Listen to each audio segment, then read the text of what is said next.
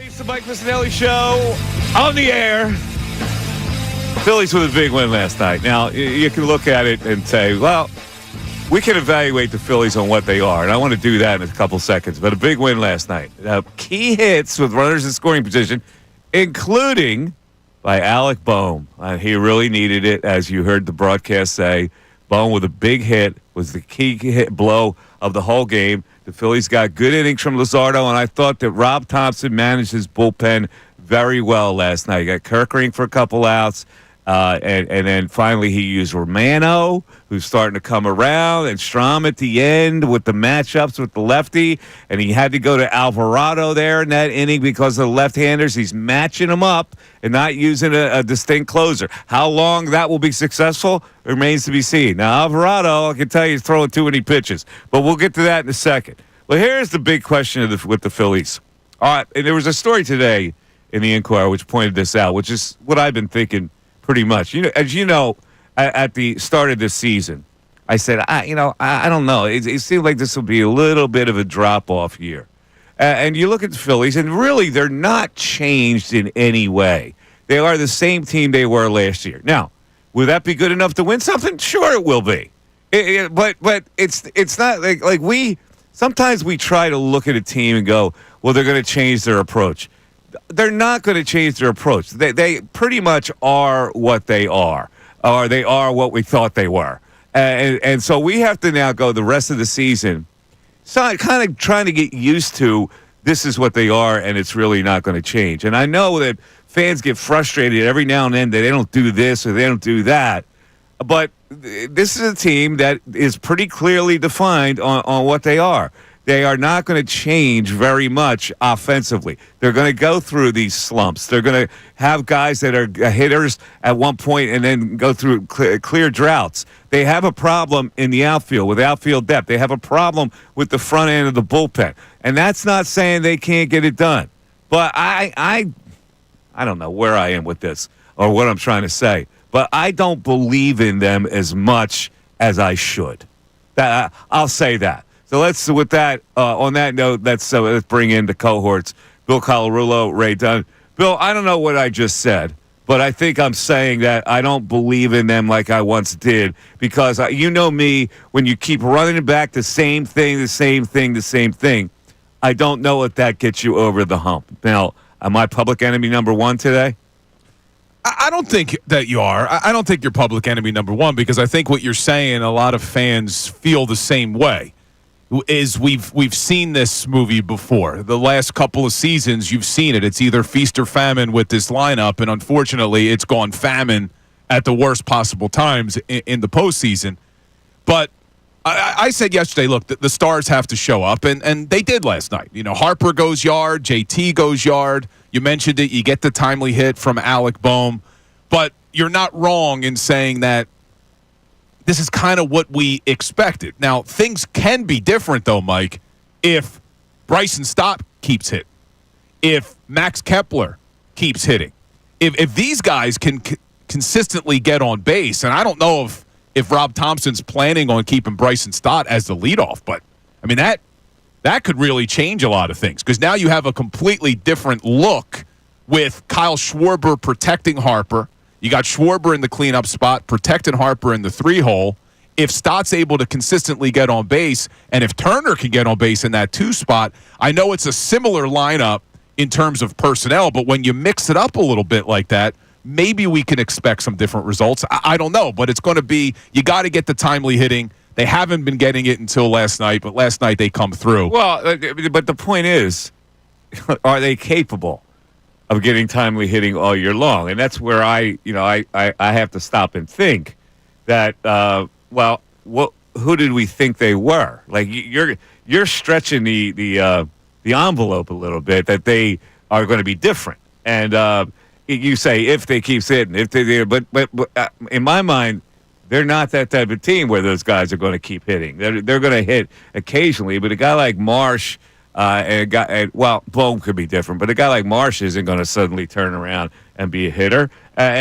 So what? Who wrote this story? It was David Murphy. All right, David Murphy wrote it, and he says 16 games into the season, they sure look like the same team they've been before. They score runs in bunches, and they don't score that way too. And that's exactly what they do. And then, he goes on to talk about the lineup. He goes, well, is there a hypothetical world where Bryce starts driving fastballs while Brandon Marsh and Alec Boehm do everything they've done except with different results? Is there a world where Trey Turner turns back into the hitter he was 5 years ago and JT Realmuto reverses the aging curve? Sure, but it's only slightly more probable than the world where Johan Rojas gets a hit with men on base. You see, there's always these snags that come up in a lineup that it makes me hold back my optimism on whether they can actually get to the World Series. Now, I understand. I understand the article, and I understand your position on it. It's just when you look at the lineup, some of the things that he writes in there, like Alec Boehm, pre-All-Star break last year was phenomenal. I mean, 2 years in a row, 97 RBIs. So I've been frustrated with Alec Boehm and his attitude to start the year, but there is reason to believe that Boehm can get back to the all-star caliber player that he was pre-All-Star break last year, which would certainly help you. And then when he talks about Stott being able to drive fastballs, I mean, we need to see it against left-handed pitching. But Stott's been pretty good the last couple of games, and you have him at the top of the order there. If he starts hitting the ball the way he did 2 years ago, where people were saying he could be a 300 hitter, well, now that does add a little bit of an X factor to this lineup that you didn't have last year. You didn't have Stott at all pretty much last season hitting the ball well. It got to the point where he was being platooned in the postseason. So I think there is room for optimism. I mean, I do think there's room for optimism. I have my concerns in center field, but then let's talk about being optimistic about left. What if Max Kepler continues to be able to hit and not only hit right-handed pitching, but maybe shows that he could also hit left-handed pitching? Well, you got a very small sample size of that. You do, but I mean, he didn't hit at all early in the season, which was also a small sample size. And the reason why Minnesota peddled him is because he didn't hit. Now, and he was hurt. And look, I'm not saying that I believe all of these things could happen, but I do think that when you look at this team, yes, they're very similar to what they were last year, but there are some changes in personnel that could affect the outcome down the stretch. And certainly they're better in the starting rotation, in my opinion. I mean, Luzardo didn't have his best stuff last night, and he still does pretty damn well, and they end up winning the game. All right, I got it. There's room to be optimistic. Pitching's going to have to carry him a little more because they are what they are, and they're not going to change offensively. They're pretty much defined. They're pretty much a blueprint of what they are offensively. So we'll just have to ride this whole thing. And let's bring in Ray. Ray went viral last night. Yes, he did. We'll talk about it a little later. But, Ray, you're a very astute observer of baseball. You just heard the crap that we put out there. Your opinion of the crap. Of the crap? Yeah. Not crap. I think you guys are pretty valid in the idea that they are who we thought they were. And their flaws are very well defined. You know when you go into a game what about this team is going to frustrate you, what about this team is going to make you believe they can't do it, and why they should be able to do it. I think the pitching does have to carry this team, given the fact that their offense has the same flaws baked in as it does a year ago, and they're even worse against left-handed pitching with this lineup because when they went about addressing their outfield, they got a left-handed bat in the outfield, which still, to this day, boggles my mind. I can't believe they spent that money on Max Kepler, but it's whatever. I have to move past that. Yeah. I think the one thing that I keep coming back to is, like, you're just kind of I don't want to say we're in Sixers territory, but it almost feels like you're in Sixers territory, where you know that there's the upside of a team that can do something, but they have to prove it to you, and the only time they're going to be able to prove that to you is October. All right. We'll rehash all this stuff. Today is General Knowledge Wednesday. Now, because we have not had a plethora of phone calls, we are still going to make you eligible because there's a really good prize today. The prize for General Knowledge is tickets to Wednesday and Thursday's Truist Championship. Chance to go to a pro golf tournament. It's at the Philly Cricket Club in Flowertown coming up soon on, May 7th? Is that when it is? May 7th? Yeah, I think it's May 6th. It's coming up anyway. Yeah, May 7th and 8th. Correct. And 9th and whatever. Two tickets to Wednesday and Thursday's Truist Championship. That's a pretty cool prize. And we'll be there broadcasting Thursday. Yes, we will. And so 610-632-0975. And if we get not an abundance of phone calls today, it's going to be Bill against Ray. And we get a phone call the phone call will make you eligible for the prize, but you will either be on Ray's side or Bill's side. So this is a two-man competition today. Ray versus Bill, with the audience helping out both y'all. But the audience gets eligible for the prize. I like it. All right? Ray's going down. All right, and we will tell you what the subjects are after this. The Mike Missanelli Show on 97.5 The Fanatic.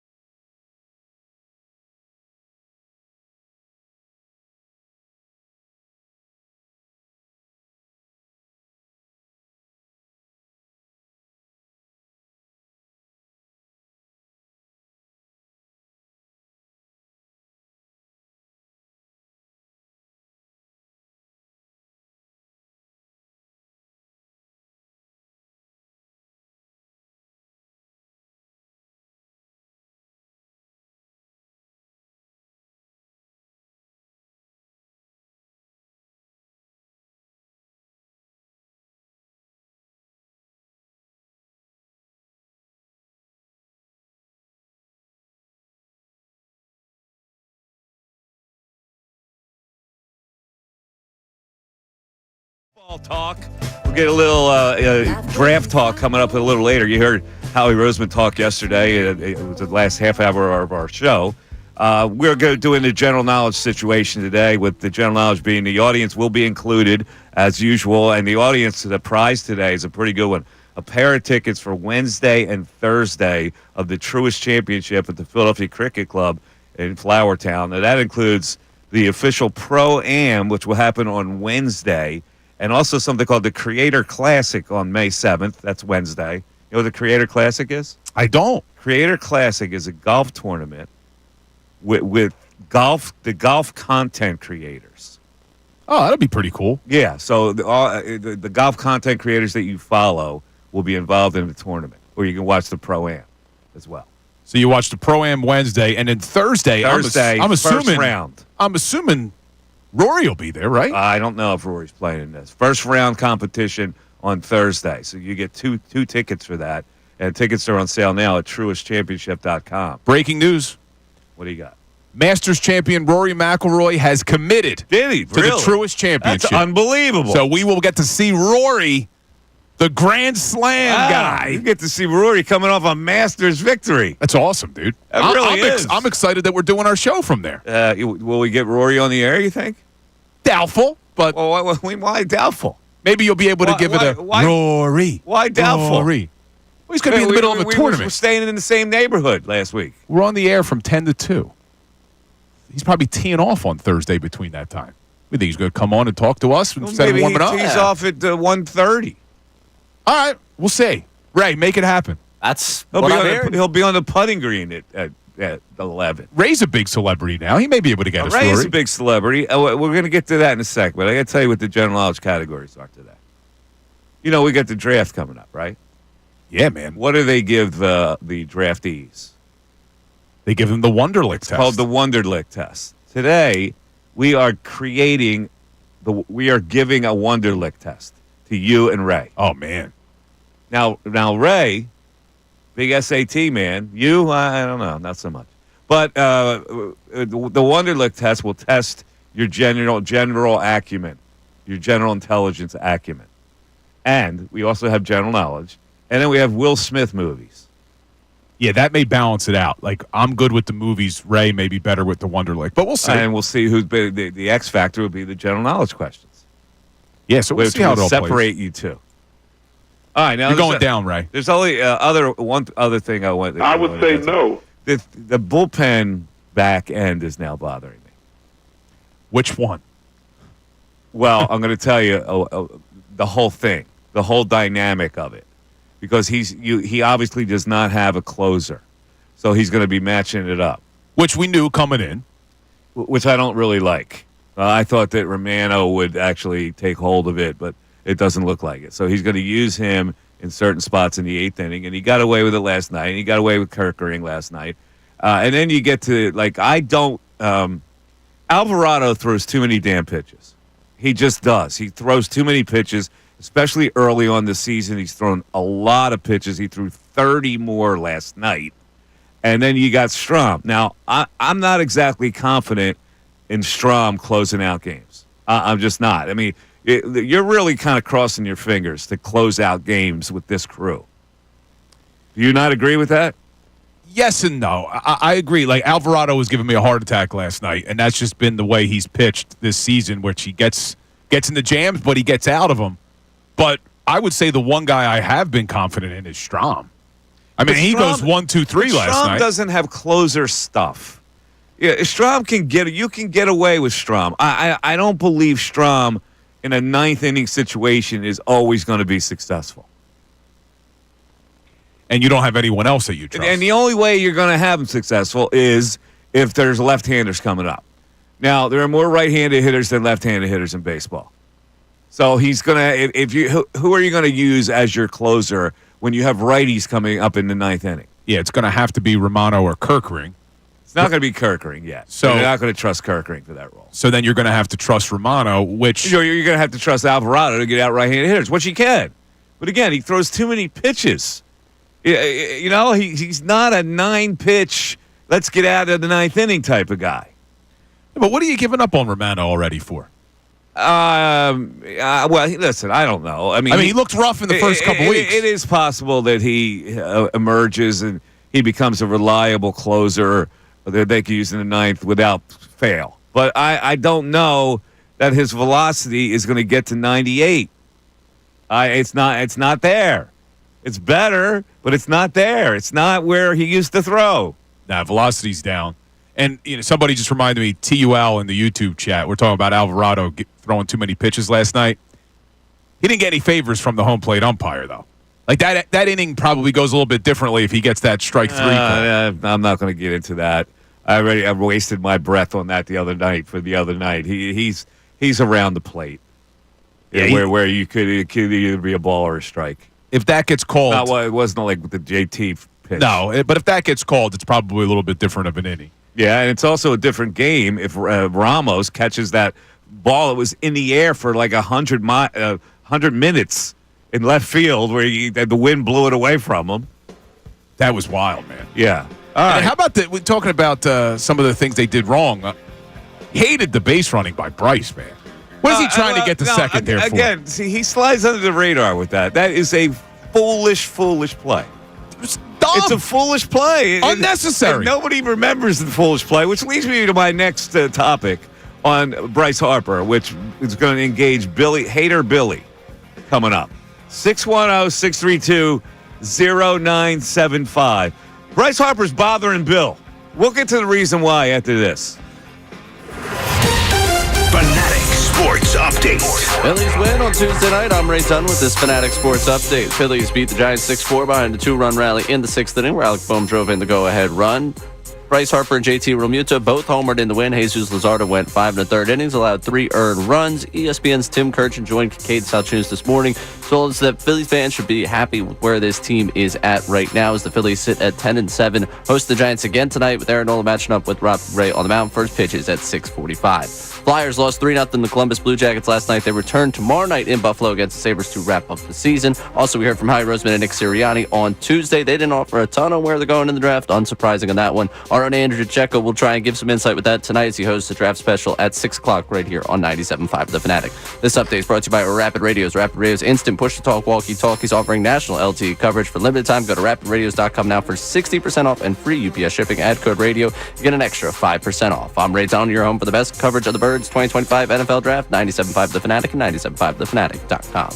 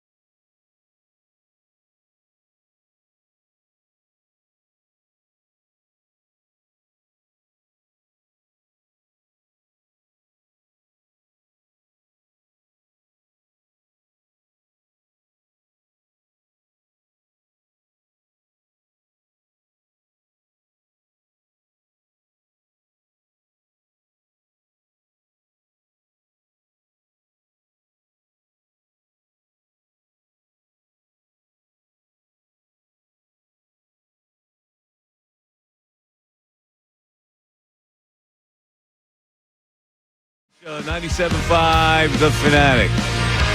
Well, last night after the Phillies win, Bryce Harper, as only Bryce can do, philosophizing about the game of baseball. Bryce is starting to agitate Bill Colarulo a little bit. And Bill does not like anything that resembles pandering. Not 100% true. I don't mind a little pandering. Yeah, but somewhere along the line, he's starting to bug you. He is. He's. This has been going on for a little while, and I love Bryce, the baseball player. I do.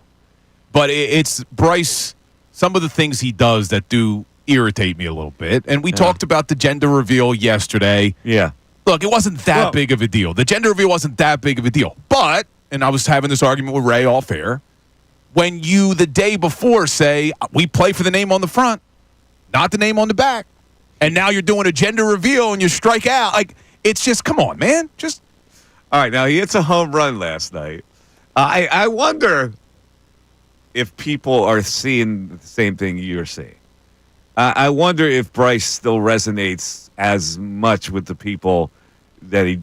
I wonder if the tide's starting to turn. I don't know. I'm just asking the question for the people that are out there listening. I mean, they can certainly answer on the YouTube chat or on the text board or by telephone call 610-632-0975. Well, let's tap in to what he said after the game. Now, was this just the general post-game interview, or was this a TV interview? I think it was just like at his locker, right? Yeah, right. All right. Oh, yeah. So it was a post-game in the clubhouse. And here's what Bryce said when asked, I guess, about the crowd. Okay. I've said it a lot, man. I just want him to enjoy the game, and enjoy the game that he plays. Life could be a lot harder. Life could be, a lot tougher. We get to play this beautiful game every day, and I was standing on the on-deck circle in like the third inning, and I was thinking about it, man. It's a great game we got to play, and obviously you're going to go through ups and downs in life and season, but it's still, and it's a hard thing to do. It is, every night coming in and playing this game, but at the end of the day, we're all healthy, we're all strong. Just go out there and enjoy it, because it'll go quick, and you'll start thinking to yourself, why did I take it so serious? And it's gone now. What made you have such a deep thoughts on the under? I don't know, man. I'm just so thankful to play this game. I'm so thankful to play in this park, and I don't know. Well, that is a form of pandering. However, what he's saying is, life can be a lot harder. It's a great game we get to play, as we're so lucky and all that. You had a problem with him picking third inning out of the air, right? I know I'm nitpicking. I don't mind the message to an extent. Like, I like what he's trying to say. He's talking about Alec Boehm. Look, you can't take it too seriously. We're lucky. So I like it to an extent. At the same time, it's like, come on, dude. You're making $330 million to play this game. Don't tell me how hard it is to come to the ballpark every day, and it can be hard. But I just think that he takes it too far. Like, I'm sitting there in the on-deck circle in the third inning. And then they're like, well, what was it about the third inning? I don't know. I can't tell you. Like, what do you got to add stuff for? What do you got to make stuff up for? You're saying he just embellished the story. Correct. Well, like, what was it about the third inning? It just hit him. All this time, it just hits him in the third inning. How lucky we are. It just hit me. I don't know. I can't tell you. Just hit me. I know I'm nitpicking here. I know I'm being a hater. Is Bill nitpicking? It's just being a hater. I mean, that's really what you're being. This is No, I can't say this is the dumbest thing that you've gone down. This is one of the dumbest things I've heard you say. But I liked the message. I did. I understand what Bryce is trying to do. I got a problem with the message. See, I don't mind have a problem with the third inning part. I got a problem with the message because it's such an obvious pander. Oh, life could be a lot harder. We're so fortunate to play this guy. We're so lucky to be around the wonderfulness of baseball. Like, that's the pander, not the third inning part. But reason I like the message is of who he's talking about, because we know Boehm has had an issue with getting too down on himself. We know Brandon Marsh right now was in it. I mean, we're celebrating a sac fly. Marsh goes 0 for 3, gets a sac fly. It's like, all right, great job, Brandon Marsh. So I understand what he's saying, and I don't mind it as a leader on the team being like, look, guys, let's try to have a little bit more fun. I get it. Yeah, I know I'm nitpicking with him. It's just, he just always takes it a little bit too far. I just don't believe what he says sometimes. You trust everything Bryce is telling you, Ray? You think that Bryce is on the hunt for brownie points constantly? 100%. Everything that Bryce Harper does, and let me say this because people say I hate him. I love Bryce Harper, the baseball player. I love that he's on the Philadelphia Phillies. The guy plays hard. But everything he does is look at me. Look at me. Like, to say the other day, we play for the name on the front is pandering because, yeah, I know you play for the name on the front, Bryce, but don't pretend like the Harper brand isn't hugely important to you. Did I just say hugely? Who am I? That works. Important to you. Like the TikTok influencer stuff. Like the stuff he's doing, it is me, me, me. The gender reveal, me, me, me.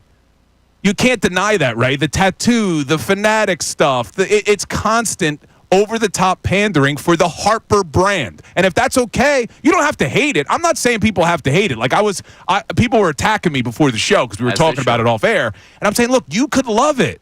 But you also have to acknowledge that, yes, he panders. Then you have to acknowledge that you're a hypocrite because you would run uphill in a blizzard barefoot for Nick Sirianni. But so help us that Bryce Harper has a moment where he's reflecting on something and talks about it in a post-game press conference. You don't think it's me that the coach had a T-shirt watch for an entire offseason where he'd be repping his guys' T-shirts? No other coach in the league supports their guys. I just said he has to do it with a T-shirt at the press conference. You could like the pandering of Bryce Harper.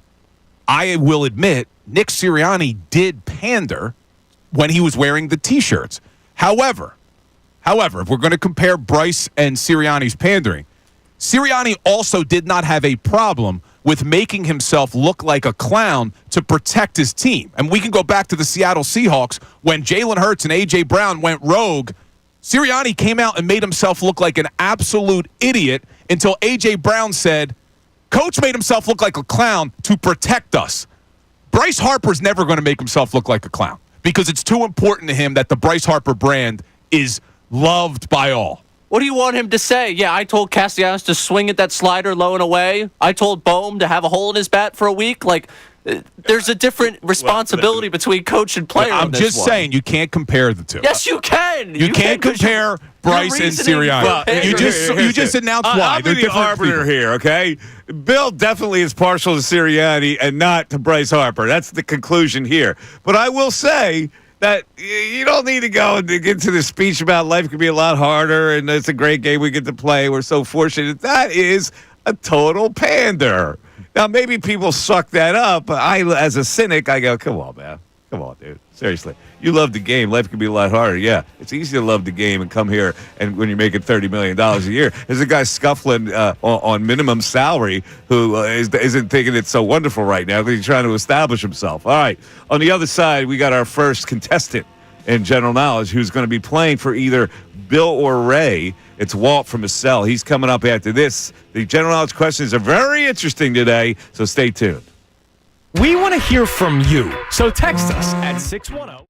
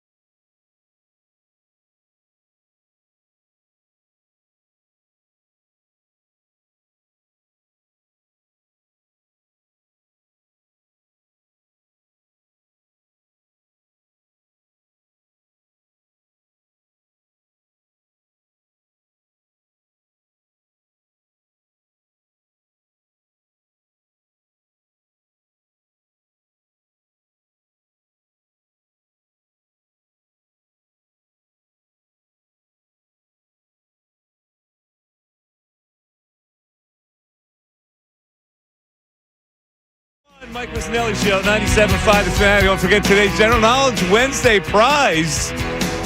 It is, he dropped. My man Walt dropped. He was going to be our first contestant, so it's going to have to be Bill versus Ray. But in any event, a couple things. The General Knowledge prize, you get tickets to the Truist Classic, the first day of Truist Classic, but also the Pro-Am, which is a lot of fun. And it's at Philly Cricket Club, which is in Flowertown, right down the street, really. Yeah, it's a beautiful course. Yeah, it is. It's a classic course. We got to play it, by the way. They told us that we could play it, you and I. I know you can play it whenever you want, right? I've played it a few times right down the street from where I play. We should probably play it before we go on the air so we could talk about it. Be like, oh, yeah, the third hole. That would be fantastic. When are we going to do that? And Ray will caddy for us. When is Ray, can you carry both bags? You want to play on a Sunday? Look at Ray looking at me. First of all, caddies usually do carry 2 bags at once. Yeah, good. Ray. On these courses. Can you carry 2 bags? Sure. I want you to help me read the greens, though, and I'm going to yell at you if you read it wrong. I'm not reading the greens for you. Well, I wouldn't trust Ray's for you. Neither would I. Sorry, putting contest here at the Fanatic. Did either of you make it? Yeah, putting contest. Oh, yeah, reading the carpet out there. Yeah, I read the carpet better than both of you. All the Philly Cricket Club greens are carpeted like straight. That's what they are. One set of data on the 3 of us putting in the same place. I made it. I made it left-handed the other day.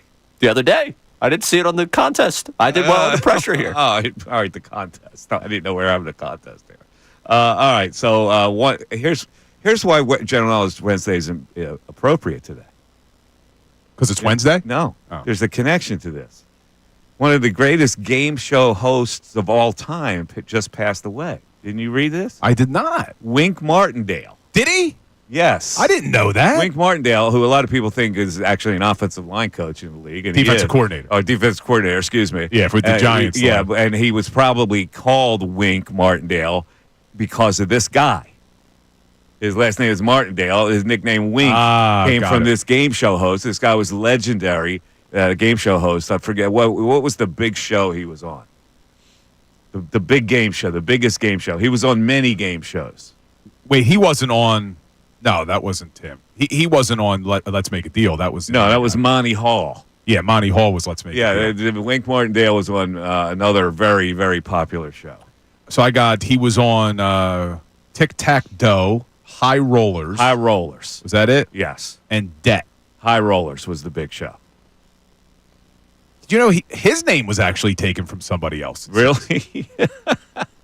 Wink Martindale. It's a classic name, though. Isn't it Wink? You know what his first name was? Harold. Winston. Winston Conrad Martindale. Oh, that figure. Winston, at least it starts with a W. Then they went Wink. Yeah, that makes sense. All right. So before we get to the content, because I know Bill is actually getting support, Ray, in the chat. Not a lot of support. No? Not a lot of support. What are people saying on the chat? And then we'll get to the text board here. So, the people who are coming at me, the Amazing Ming says, Bryce literally chose to be here when he could have gone anywhere else. So let's sit here and act like it's not possible that he actually loves it here. Well, he chose to be here for the best contract. Yeah, but people don't look at it that way. Somebody else put, and I can't find it now, saying, don't need the gender reveals, just hit home runs. So I think people may be starting to come around. Think so? Do you think that people, Crossing Swords rips him all the time for his pandering? Yeah, I mean, it is. I think that you could have it both ways. Like, you're saying I'm a hater, and I know there's some people... No, I'm not saying you're a hater. But people in the chat... it out there to see if people think you're a hater. People in the chat are saying it, too. Ray thinks you're a hater. I am people. That's me. A lot of people in the chat are saying it, too. I think that Bryce Harper is a phenomenal baseball player. I am so happy that he chose to come here for that 13-year, $330 million contract and really help pave the way for some other stars to come here. I love what he's done for this team. But I think you could also acknowledge that he's the biggest pander we've ever had in the history of Philadelphia sports. And I don't even think it's close. But you may say that doesn't bother you, though. I'm not saying you have to hate him for it. I don't gravitate to it. I'm an old baseball salt. So I think that the stuff he does with Fanatic spikes and Fanatic this and Fanatic that is a little silly. And frankly, I don't understand the bandana part of it anyway. Isn't it a baseball cap? The bandana? A lot of them wear that. Well, why? I don't understand the bandana under the hat. But most of them that have the bandana under the hat wear the hat correctly. He puts the bandana on, and the hat's slanted down. It doesn't even fit over the bandana. And at least have it fit. And it says the showman a lot of times on his bandana. He is the showman. I mean, he's acknowledging it's all for show. See that right? He acknowledges how. I don't know if you watched the broadcast last night, but Ferguson Jenkins was on. I watched it. Yeah. I heard him. Most wins by a black pitcher in Major League Baseball history. Yeah. But he was great. But you hear him, too. He's like, back in my day, we all wore black cleats. Yeah. And they were pointing to the fact that, Bryce Harper. Penn State still wears black cleats. Different cleats every game. But look, you could love it. You could say that you love the pandering, but you have to acknowledge they pander. that Harper's all about the Harper brand. He does, and that's why I threw it out there. I wonder if people are getting exhausted by it, and if not, that's fine too. I'm just throwing it out there. But now it is time for the first salvo of General Knowledge Wednesday. Let's run. General Knowledge Who's category. first? Who would like to go first? I'll give you the choice. Bill, you go right ahead. Go for Oh, right, deferring to the older Bill. All right, Bill. Here is the question. What is either a chess piece or a religious leader? What do you say? Oh, I got to name it? Is that what you're saying? You talking about the bishop? Yes. Okay, the bishop. The bishop. I thought you were going to give me like a No, the bishop is either correct. or. Yeah, the bishop. is correct. I'm a great chess All player. right, Ray. Great chess player, Ray. What is the world's largest society for high IQ individuals? Clearly, I wasn't invited. Well, really? Come on. I gave you this because I thought it would be a bop for you. What It's is this society. It's like a fraternity for high IQ individuals. It's called the Blank Society. I don't know. Really, Ray? You might be a member of it. What is it? Mensa or The something? Mensa Society. No invite. No one ever reached Wow. out. No one came. That's an upset. Yeah. 1-0 lead right now. It's 1-0. Look, Bill he even over Ray. tried to rig it for you. See, he I thought, did try to rig there's it no for way you. Bill knows anything about chess. Yeah, I'm sorry. The chess piece and a religious leader. Let's not act like you just solved a massive problem here. You got something right. Congratulations. It's 10 o'clock. How does the bishop move on the chessboard, Ray? Diagonally. Oh, good job, Ray. I was good at chess. See, I would expect that Ray would be a chessman. I wasn't that good, but I was decent. Were you a member of the chess club, Ray? No. No. There was no chess No, club. at Springford, no chess club? No chess club. I mean, there might have been, but I was Of not course part there of was a chess club at Springford. What, are you kidding me? There's I was got not to part of be a chess club. There wasn't a chess club in Bristol, but there had to be one in Springford. There was one at Bishop Eustace. Oh, of course there was. I Bishop wasn't. Eustace. I wasn't on the team, but there were definitely one. Did you football players hang out with the chess clubbers? I hung out with everybody. That's a load of I hung out with Yeah, everybody. that is a load of crap. Look at him pandering to all the people he went to high is. school with. He's pandering to the chess club guys who he used to stuff in lockers. I think I told you this story before. Did I tell you this story before? So I played football and ice hockey. My best friend's mom was the head of the music program. My junior year, she came to me and a couple other people and said, we would love for you to do the school musical to get more people to pay attention to the school musical, to have like a different crowd, like the athletes, the jocks. I did the school musical my junior and senior year, something I would have never done. I made friends with people I would have never spoken to because we wouldn't have crossed paths in high school. It was a wonderful experience. The play was Bonehead. It was. It was called Bonehead. We did Damn Yankees, and I played like some dumb baseball player. And then we did anything. No. You were typecast? Yeah, we did anything goes. And I played like the silly purser on the ship who kept falling down. I was always the comic relief. 610-632-0975. Back after this. Fanatic Sports Update. Phillies win on Tuesday night. I'm Ray Dunn with this Fanatic Sports Update. Phillies beat the Giants 6-4 behind a 2-run rally in the 6th inning, where Alec Boehm drove in the go-ahead run. Bryce Harper and JT Realmuto both homered in the win. Jesus Luzardo going 5 1/3 and allowing 3 earned runs in the game. ESPN's Tim Kirchin joined Kincade and Salciunas this morning. Said Phillies fans should be happy with where this team's at right now. If I were a Philly fan, I'd be feeling really good about things right now. I mean, Alec Boehm hit 8th last night. He's hitting under 200. Trey Turner really hasn't gotten it going yet. Brandon Marsh is like 4 for 40. Those things are going to change, and this is going to be a really good offensive team 10-7 Phillies host the Giants again tonight with Aaron Nola matching up with Robbie Ray on the mound. First pitch at 6:45. Flyers lost 3-0 to the Columbus Blue Jackets last night. They return to the ice tomorrow night in Buffalo against the Sabres to wrap up the season. Also, we heard from Howie Roseman and Nick Sirianni on Tuesday, and while they didn't offer much on what they're going to do in the draft, our own Andrew DeCecco will try and give you some insight tonight on the draft special at 6 o'clock right here on 97.5 The Fanatic. This update is brought to you by Mercedes-Benz. That feeling of owning your first Mercedes-Benz, hard to believe, but it's real. From the leather stitching to the iconic design, every element of Mercedes lives up to its reputation. See for yourself at your local dealer.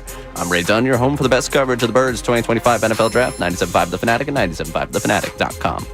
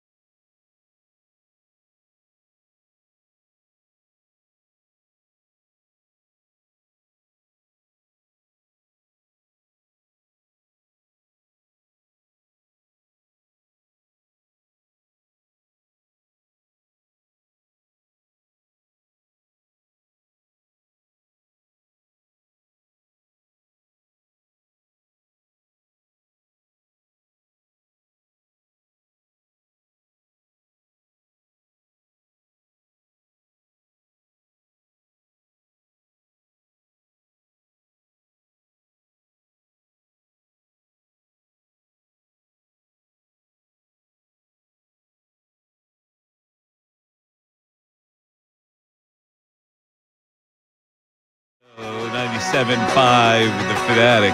Well, we got a lot of stuff to talk about today, including a local guy who played in the Masters and can't say anything about it. The Masters is so buttoned down. You're gonna delight in this story that's coming up a little later. But big story now as we approach the 11 o'clock hour. Ray Dunn, celebrity. Now, Bill, why don't you lay this out for the people? Because I did not see this. But apparently, Ray Dunn was a feature of the Phillies postgame show. Not only a feature of the Phillies postgame show, your favorite blog, Crossing Broad, picked it up. Crossing Swords? They picked it up and shared it as well. I was a little delayed on the game because I helped put the baby to sleep, so I was a little delayed on the game. And all of a sudden, I get a notification on my phone, and there are our listeners sending me messages saying the young Ray Dunn is famous. And they were sending a video. Ray took a video of himself out in Ashburn Alley when that crazy windstorm was happening in, what was it, like the second inning, Ray? Yeah, it was like the first or second inning. It might have been the first, honestly. And he posted it. Crossing Broad picked it up, and then Barkan on the postgame show played it. And now Ray's just I just walked down to get coffee. I passed sales, and Jim Antes, one of our head sales guys, is like, "Hey, how's it feel working with a celebrity like Ray Dunn?" He shows me a picture on his phone. You're going viral, brother. Oh, wait a minute. I'm looking at it right now. Where can I find it on? I can't find it on Crossing Swords. They shared that's it because I Googled Crossing Swords. Wow. I should Google Crossing Broad. Well, if you Google that, you may have an issue with HR. They may be checking his. I don't know where is it. It's not on their homepage. What they did? Take it off already? It was on there. I know they posted on social. I know they tweeted they posted it on social. Yeah, Instagram social media. Crazy. Oh, okay. So how did it come up on the broadcast? Because Barkan played it. Barkan played your video. They played the video, yeah. So I know some people over there at NBC saw my video, and I got a text. I got tipped off to the fact that, hey, post-game, you might want to be tuned in. And I was like, oh, no. Look at that. Overexposure of me right now. Now, that's the second time they've played a video of Ray Dunn on the post-game show. Because they also played a video of Ray getting fouled by Ricky Batalico in the knockout tournament the other day. On Friday, they did it on pregame, and now, Tuesday night I'm on postgame? This is a lot of airtime for me. Probably too much for people. Look at that. Look at the cinematic work that he did on this. Are you holding this yourself, or you got another buddy? No, I'm holding myself. You're doing it yourself. Look at the great acting, the facial expression. Look at that. Phenomenal. Do you see the hat he's wearing? He's got the Masters hat on. He's wearing the Masters hat you got him. He's got a hood on, and it's blowing all over the place. Look at that. I didn't want to lose the Masters hat, so I wanted to protect it with the hood. Great job, Ray Dunn. Yeah, no, this is actually one of my worst nightmares. I hate the front-facing video, and I was like, oh, this is dumb enough where, the dozen people on Twitter that think I'm funny will find this funny. And now I just got a DM actually from the Weather Channel that they used me in the segment, so I'm going to have that video to share. The Weather Channel? Weather Channel came in? Whoa, Ray's national now. Yeah, the Weather Channel shot me a message this morning. I think they replied to the tweet like, can we use this? And I was like, sure. Whoa, look at this, folks. Yeah, so if you're tuning into us because you saw me on the Weather Channel, hi, welcome to the show. It's the Ray Dunn Show with Mike Missanelli and Bill Colarulo. I don't even think my name's there. I think it's just the Ray Dunn Show with company. Ray Dunn and company. It's 11 o'clock. You're listening to the Mike Missanelli Show. It's on 97.5 The Fanatic. And, of course, it's WPEN HD1, Burlington, Philadelphia, Beasley Media Group Station, broadcasting live from the Comcast Business Studios, powering possibilities. Okay, yesterday's show, I was all hot and bothered that Rob Thompson didn't get thrown out, nor that JT Realmuto got thrown out on a terrible, egregious call, which I normally don't complain about. But this was the third out, and it ruined the inning and the whole bit. And it's just disgraceful that an umpire could miss a pitch by that much and call it a strike. It's a guy just not paying attention. And that's what bugs me most of all about baseball umpires, who I hated as a baseball player, by the way. I hated them. So when you saw that call the other night that was way outside, would you describe it as an egregious call? Oh, a totally egregious call. Yeah, I would too. All right, so Rob Thompson, the manager of the Phillies, who I thought had a definite responsibility to come out there and argue that call, and I also thought JT could have as well. But in any event, the manager did not. And so a good reporter asked him about why he didn't get tossed. So let's hear the audio, what Rob Thompson's explanation was. Because I generally don't let things that I can't control bother me. and I think it's important to stay in the game and stay calm for your club. There's a time when you may want to rally the troops a little bit, but I didn't feel like that was the time. Was April just too early for that? Not necessarily, but I mean, it was a ball, but it wasn't egregious, I didn't think. So, and I can't tell from the side anyways. What, are you kidding me? Those guys yelp about every pitch they see from the dugout. You can't see it because you're in the dugout? You couldn't see it? Everybody could see that. You could see that from the stands, that was a terrible call. But even if you take what he's saying as truth, you saw how JT reacted. So Yes. you know it was egregious because JT does not react like that. Exactly. That wasn't the time to rally the troops? It was exactly the time to rally the troops. You were kind of dead on your feet at that point. You know, I guess Ray was right yesterday when he said you're expecting a firework out of a candle. It's just he's not going to act that way. I don't like it. Sometimes he gets thrown out of the game. Like, why not? Why would that not be an arguable situation? Even if you don't get thrown out, you got to go out there and argue that call. And he says there, sometimes you would do it to maybe rally the troops. Rally the troops. I think that would have been the perfect time. That's what I just said. Right? I mean, your team has been struggling to rally too. the troops. That was the time. You were dead on your feet. It's like getting a technical foul in basketball. Yeah, that's a frustrating response from Rob Thompson. All right, let's start the 11 o'clock hour. We got a contestant in general knowledge, and his name is Pat from Horsham. Pat, are you with us? Yes, Mike. How are you? Good afternoon, Pat. How you doing? Pretty good. I'm very excited for my first chance. At general knowledge. Now, if you get this correctly, Yeah. you'll be the leader in the clubhouse. See what I did there? Excellent. All right. All right. Now, first of all, do you have any points to make about the Phillies or Rob Thompson or Bill's hatred for Bryce Harper?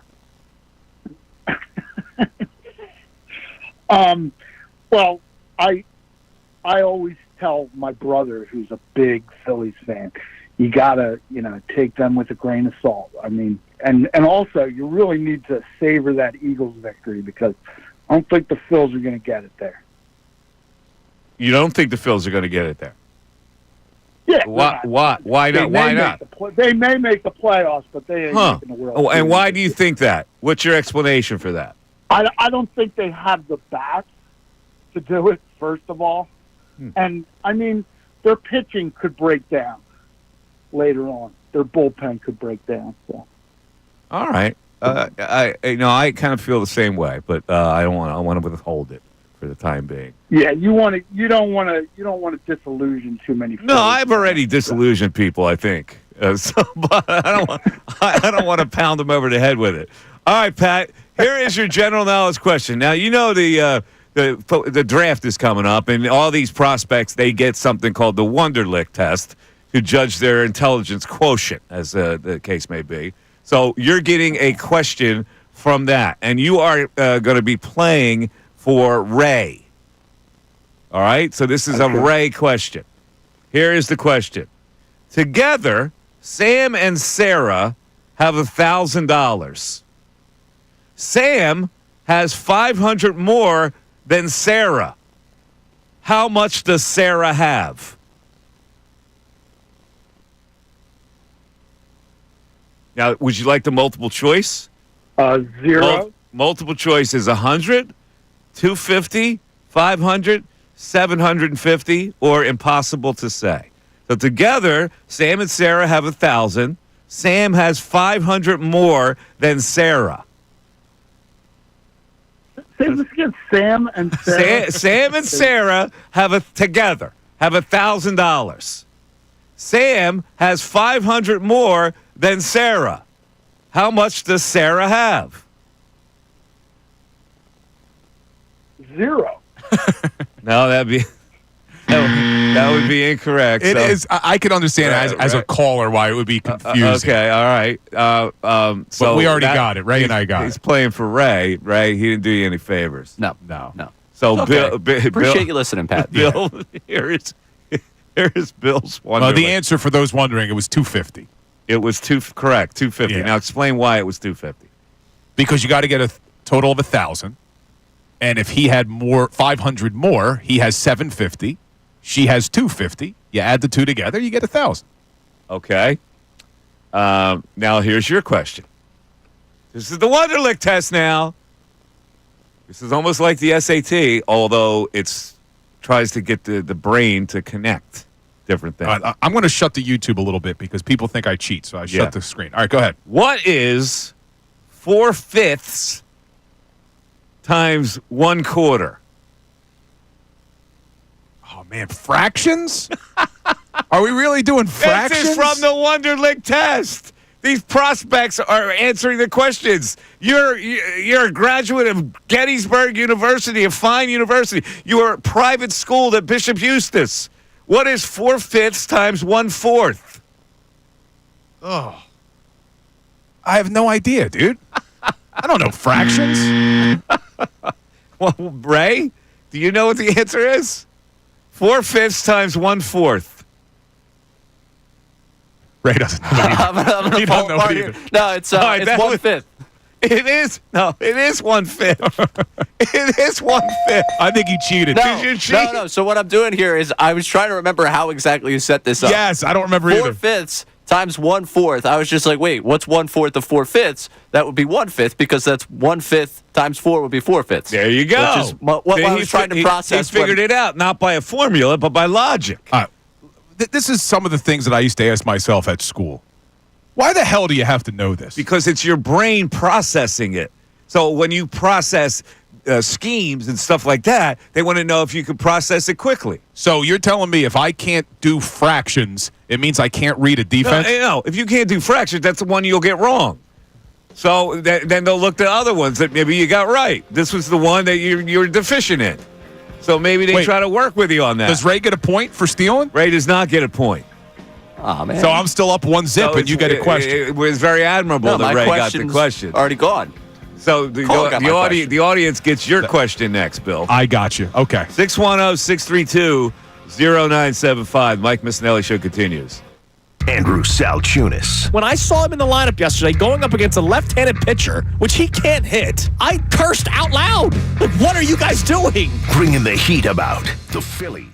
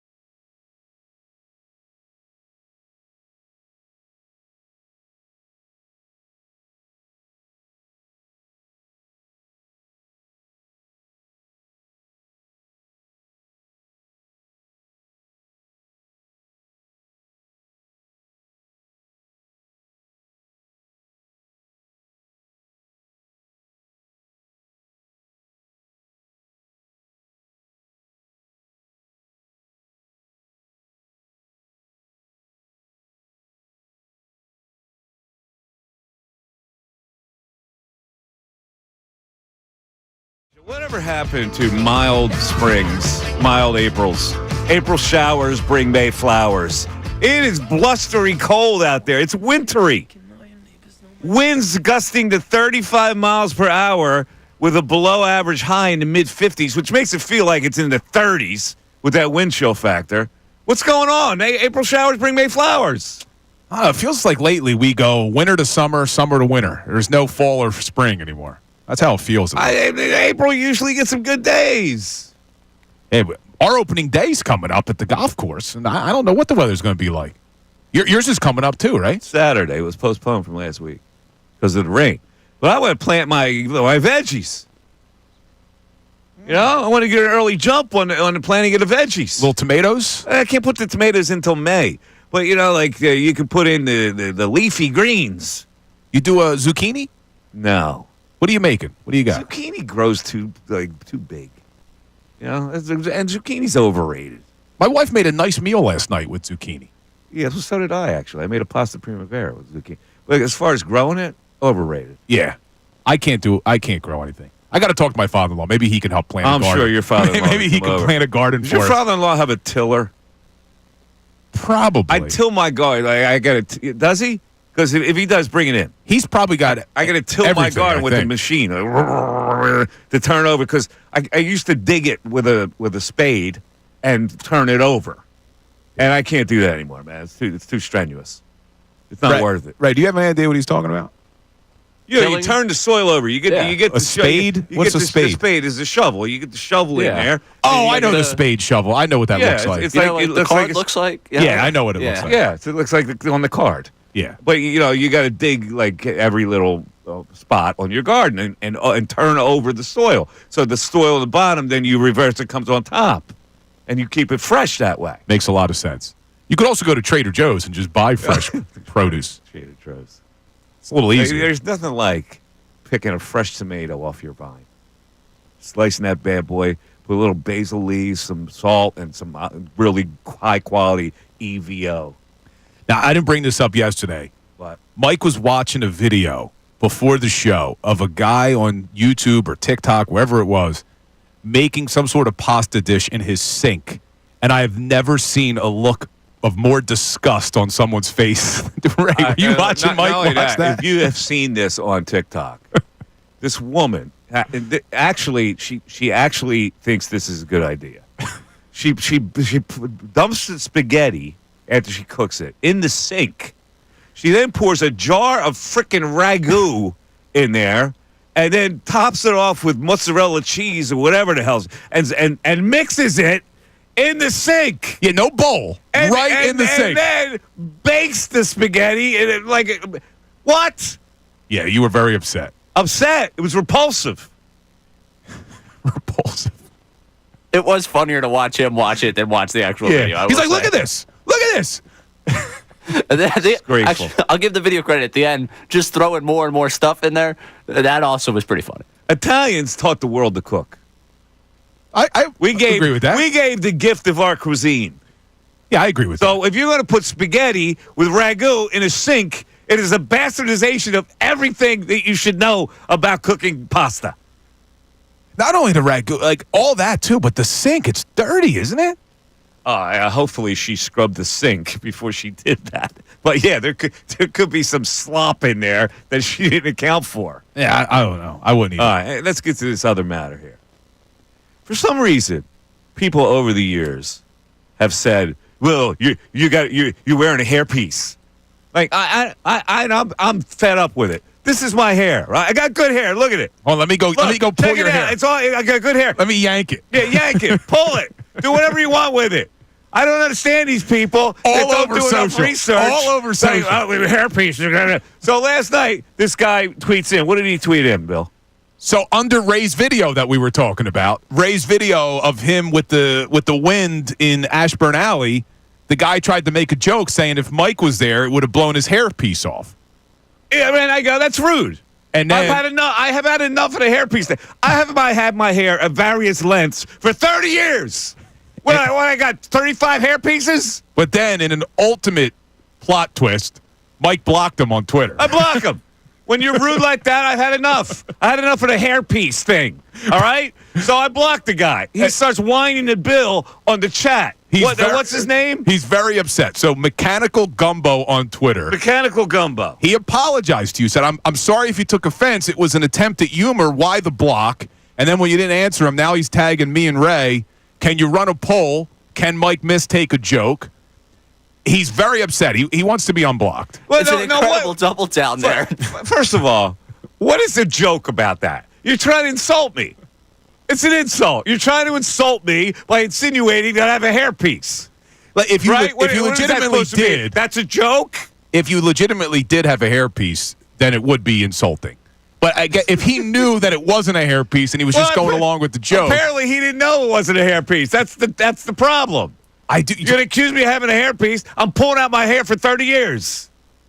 All right, now I would kill for your head of hair. This guy here is obviously he's crying to you. So I'll unblock him. What's his Twitter handle? Mechanical Gumbo. That's it? Just Mechanical Gumbo? Yeah, I wonder what that means. It means nothing. It's just a name that he picked out of the air. Mechanical Gumbo. Which means he's probably a douche. Yeah, DB in general. DB or right? not? So there you go. All right, so you got to unblock. So look, I'm going to just warn people. Like if you go with the hairpiece or the Mikey Mush or this, enough now. All right, Mikey Mush. You get an automatic block. But and if you whine the Bill, maybe I'll unblock you. Oh, Bill's mentions. Now I'm going to get all tagged. It's not the first time. I've had several people over the few months we've been doing the show tweet at me saying, "Can you get Mike to unblock me?" Yeah, I've had that happen too. I got a beautiful head of hair, right? But Enzo and Gino from Seinfeld. Yeah, I wish I had your head of hair. Ray Dunn's got a thick head of hair too. He does. He got I'm a thick worried beard. every day. He's haired up. You should just start the Propecia now, Ray. I should have listened to my buddy when we were in high school. He started taking Propecia, I never listened. I don't think that works. You can take this stuff called Nutrafol. Maybe you get it back. That works? I don't know.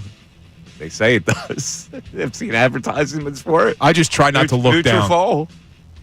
Yesterday when we were playing, I'm gonna think that's gonna smooth my hand through my luscious hair. Look at that. I don't know. I'm not buying it, Ray. I think it's just a really expensive hairpiece. Oh, it's a beautiful head of hair. I just can't believe the way to get back in his good graces was asking to run a poll of whether or not Mike can take. I'm gonna take a joke. That's a joke. You're trying to insult me. 610-632-0975. We're back after this. Fanatic Sports Update. I'm expected to do these updates after we have these segments.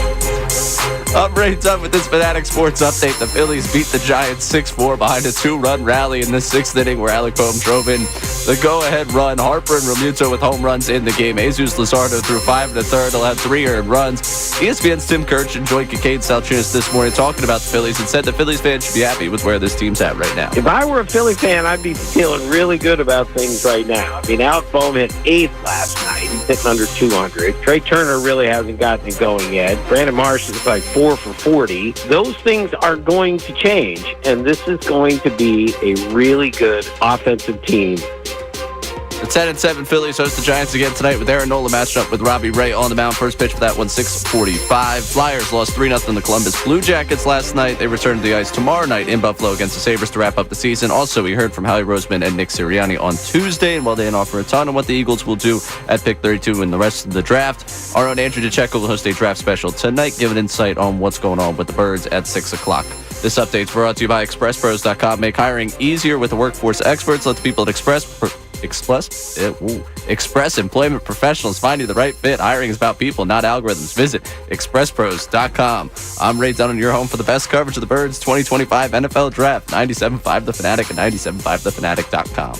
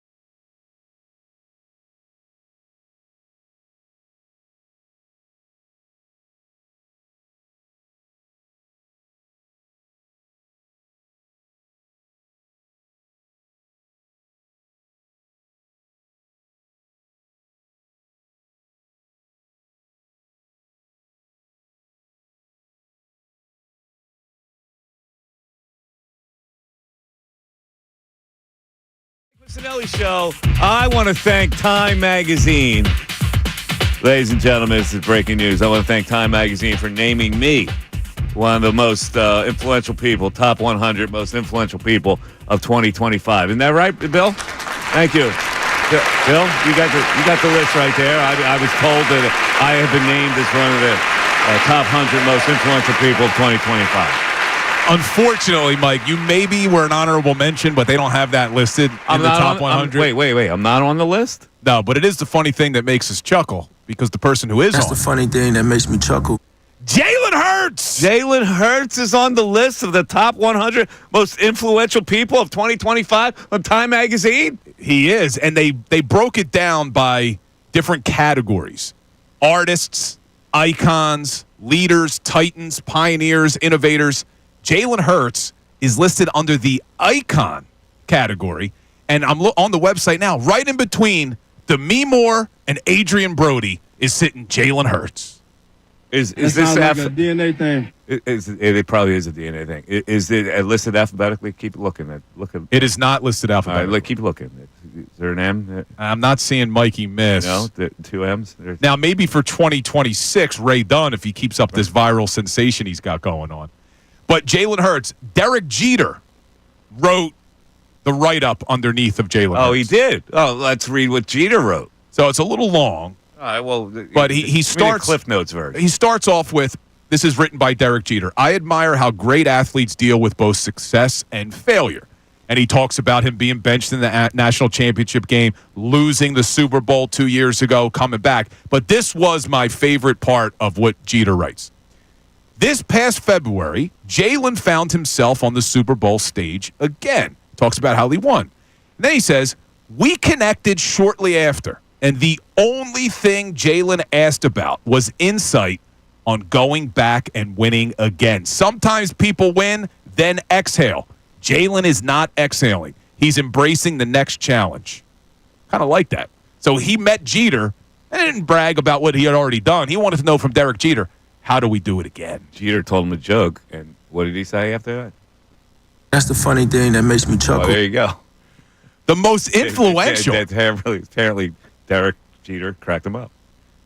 Look, I love. What's the most influential here? What? Who else is on there? There's a lot on of the people. list. Any athletes other than Hurts? I didn't see any other. He's the only athlete on. I'm sure there are. Hold on, let me see. So, Ed Sheeran, Scarlett Johansson, Adam Scott from Severance. Rashida Jones is on here. Nicole Scherzinger, Kristen Wiig. I'm still going. I'm still looking for an athlete here. I just want to send one message. Hosier. To Time about this whole thing. Hosier on there? What? Right. What's your message? Google me. It is an affront to society that you did not make this. I didn't make it, and I don't have many more chances. So, Hold on. I'm pretty much kicked out of that whole thing. Wait, here's an athlete. We got Leon Marchand, who was the 400-meter individual swimmer. So he's on there. I'm not seeing any other athletes on here. Hold on. No, none of the Olympic athletes? I'm not seeing any. 2025. Yeah, Ray, are you seeing it? The main thing. Are you seeing? I mean, a lot of political figures, a lot of talk show hosts. Typically, when you that's play what to I the mean. standard, you win. A lot of talk show hosts, and I'm not on it. Dude, I think that Serena Williams is on it, but she's not an athlete anymore. What talk show hosts on it? The dude that does ABC News, David Muir. He's not a talk show host. I guess that's not considered a talk show. Big time. He's an anchor. All right, whatever. Well, that's what I meant. That's what you meant. I'm not seeing any He's like a heartthrob anchor. Now, I feel like you could make. Whoa. What? Howard Eskin made the list. What, he make the convict That's list? the funny thing that makes me chuckle. He make the sue for sexual harassment list? Oh, wait, Simone Biles. What? Simone Biles made it. Simone Biles. There you go. The unwanted kiss list did he make? Joe Rogan. He's a talk show guy. Okay. I'm not dude, I really think that the only NFL player, Breanna Stewart's on it. Okay. There's 100 people. Okay. So. Yeah. Yeah, we can tell there's 100 people. Yeah. It takes a while to scroll. Yeah, it is taking a ride. Hey, Snoop made it. Snoop Dogg. Oh, of course, Snoop made it. He's larger than life. All right, couple deals of the week that are going on right now. Right here, 97.5 The Fanatic, I need to mention. Broad Street Brewing.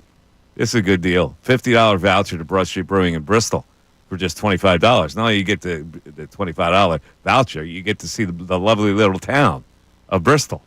And, and the Missanelli statue that greets you. We got to get over there. It's me going. No, it's me with my hand raised. If there was a howdy, welcome to town. If there was a statue of Mike, do you think it would be a wave with open arms, or would it be the middle finger being given out? Hey, everybody, how's it going? Welcome. We should take a show outing to Bristol. We should go to this brewery. We should, but they don't invite me. I don't know why. I'm in the Bristol Hall of Fame, but they don't invite me back to speak. Broad Street Brewing celebrates Philly's vibrant culture and rich history and expertly crafted beer that pays tribute to the spirit of Philadelphia. Get this exclusive offer while supplies last. You go to our website, 975fanatic.com/deals. And also, Fanatic Deal of the Week. Dover Motor Speedway. Get 50% off 2 race tickets and 2 front stretch access passes for the Auto Trader Echo Park Automotive 400 NASCAR Cup Series race, July 20th at Dover Motor Speedway. Get this offer while supplies last on our website. Have you been down there? I have not been down there. However, I have been to a NASCAR race. Where at?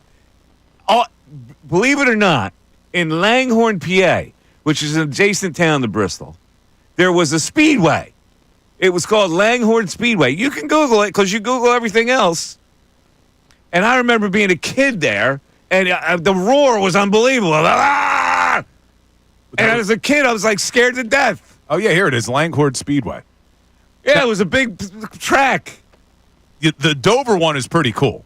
The Dover I've never one is been pretty at Dover. Cool. I would do that.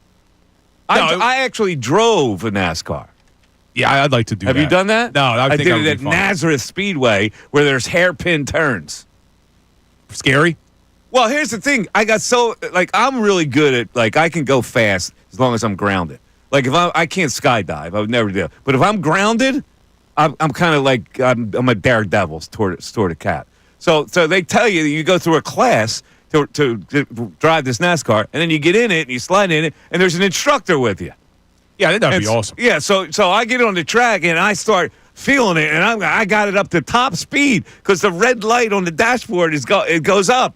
So I had it about to 150. And so I'm coming into a turn, and the guy says, you're going to do this, and he gets his fingers, and he goes, when you're coming to a turn, I'm going to close you down, and you slow up a little bit. So he's doing this to me, and I'm so focused on the road that I'm not seeing his signal. Uh-oh. You're not braking? He starts pounding on my thigh, punching my thigh. And I didn't acknowledge it until it was the 7th punch. And finally I turned to him, and he goes like this. He goes, I was pounding on your leg. He said, you get so focused and into it, it's crazy, man. Yeah, I would like to do that. I think that would be a fun experience. But all right. Yeah, take advantage of that deal of the week, though, because Dover is a pretty cool spot. And, of course, today, the deal of the week is 2 tickets to the Truist Championship at the Philadelphia Cricket Club in Flowertown. So if you are a golf fan, this is cool. You get a ticket to the Pro-Am on May 7th, which is always fun. You get the pros playing with regular people.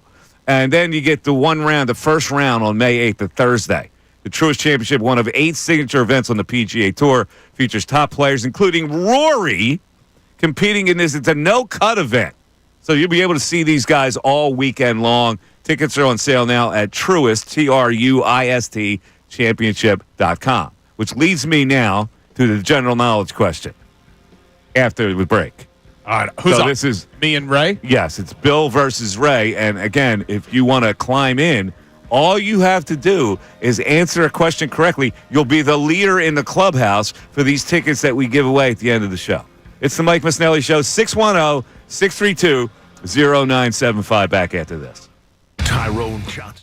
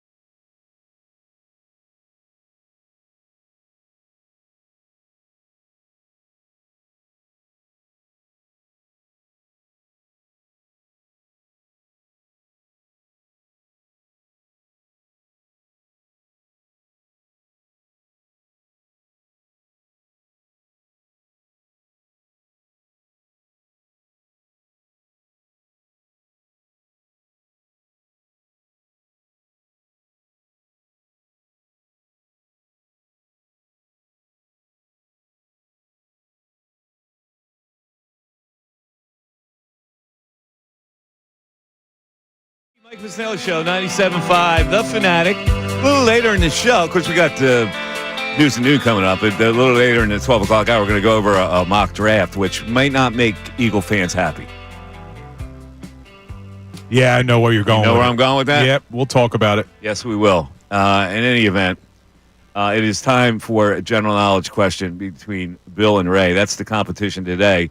And the people can either be on Team Bill or Team Ray, depending on how the chips fall here. But if the people who call in get a question correctly, you get eligible immediately for a really good prize, the 2 tickets to the Truist Golf Classic, which is coming up on May 7th through May 8th. Pretty good. Yeah, great. Yeah. One quick thing before we get to the questions. How do you feel about the notion that professional athletes have to act properly because they're setting an example for kids? I think there's some truth to that. I mean, I don't know in what context that you're referring to. Well, I'm referring to last night's basketball game. You want to guess? Go ahead, Ray. Trae Young. You're guessing? What is it? Trae Young. Yeah, it's Trae Young. Nice. Now, he got thrown out of a game last night because he did some snarky things with the basketball and you kind of humiliated the official. Like he faked that he was going to pass it to him and he just dropped the basketball. And that was a second technical and he got thrown out.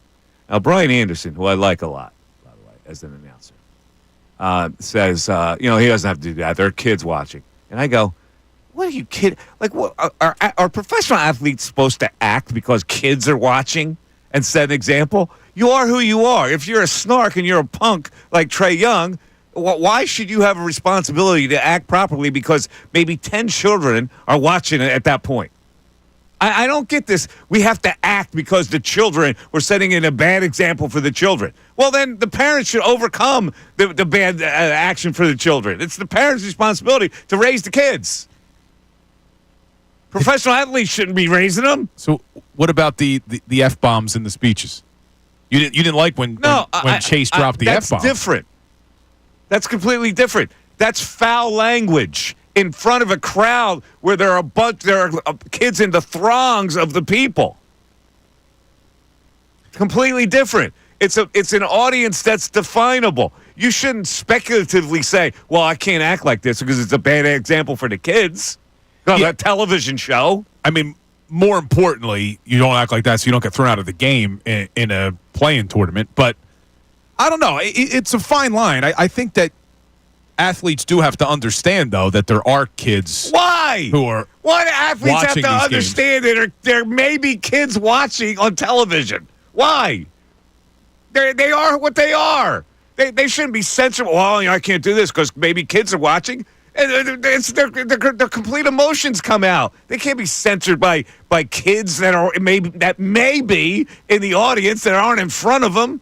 That's why I said it depends on the context. I do think there's some truth to it. In this one, I didn't actually see it live. I mean, how egregious was it what he was doing? He tried to humiliate the official. The official gave him he was sticking up for bad calls against his teammate, and he does what he does. He's a punk sometimes. So he did a couple things, and he got too technical, got thrown out of the game. Now, but the announcer go, well, he shouldn't be doing that. There are kids watching. What are you kidding me? Come on now. There are kids watching.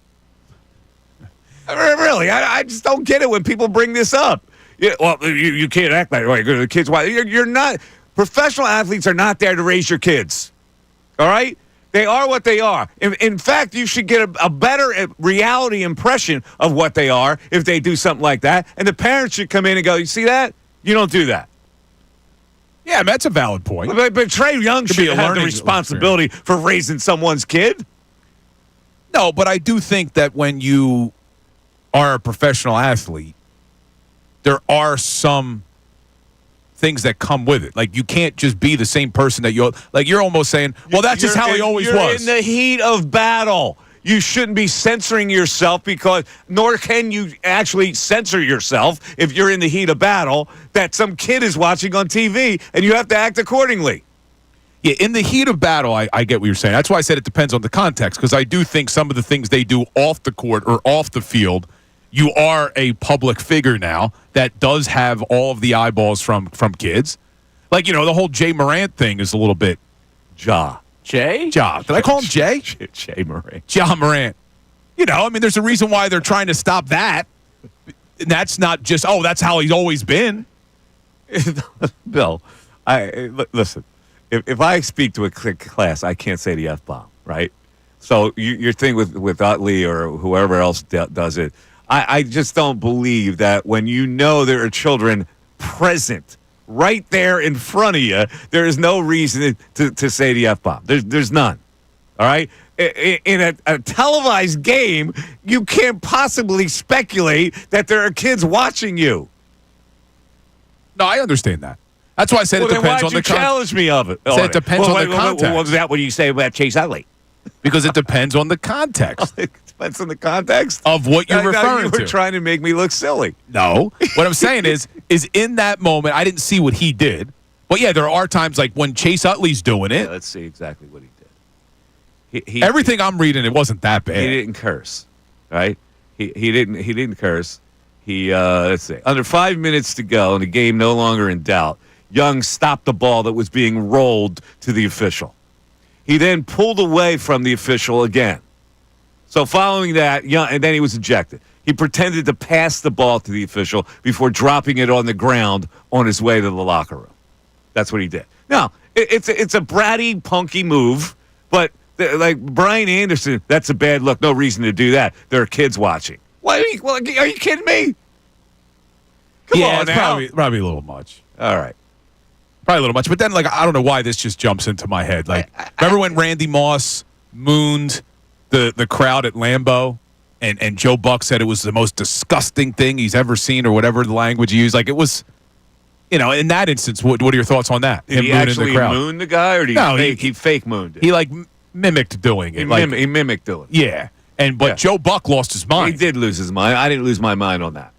Yeah. Because I'm not there to say you need to be responsible because kids are watching. I never bought into that excuse at all. You don't have any responsibility to kids. The parents do. Yeah. Well, Charles Barkley long ago said, "I'm not here to be your role model." Yeah, I think I'm on your side with this. Oh, You're my right. God, I can't believe it. You're right, though. I mean, the parents, you could use that as an example where you tell, I would tell my kids, you don't act like that. All right. Will Smith movies. Oh. Bill versus Ray. Oh, I'm excited. Ray's going down. All right. Ray? Do you know Will Smith was up for The Matrix, passed on it to do Wild Wild West? Did you know that? I wasn't aware of that.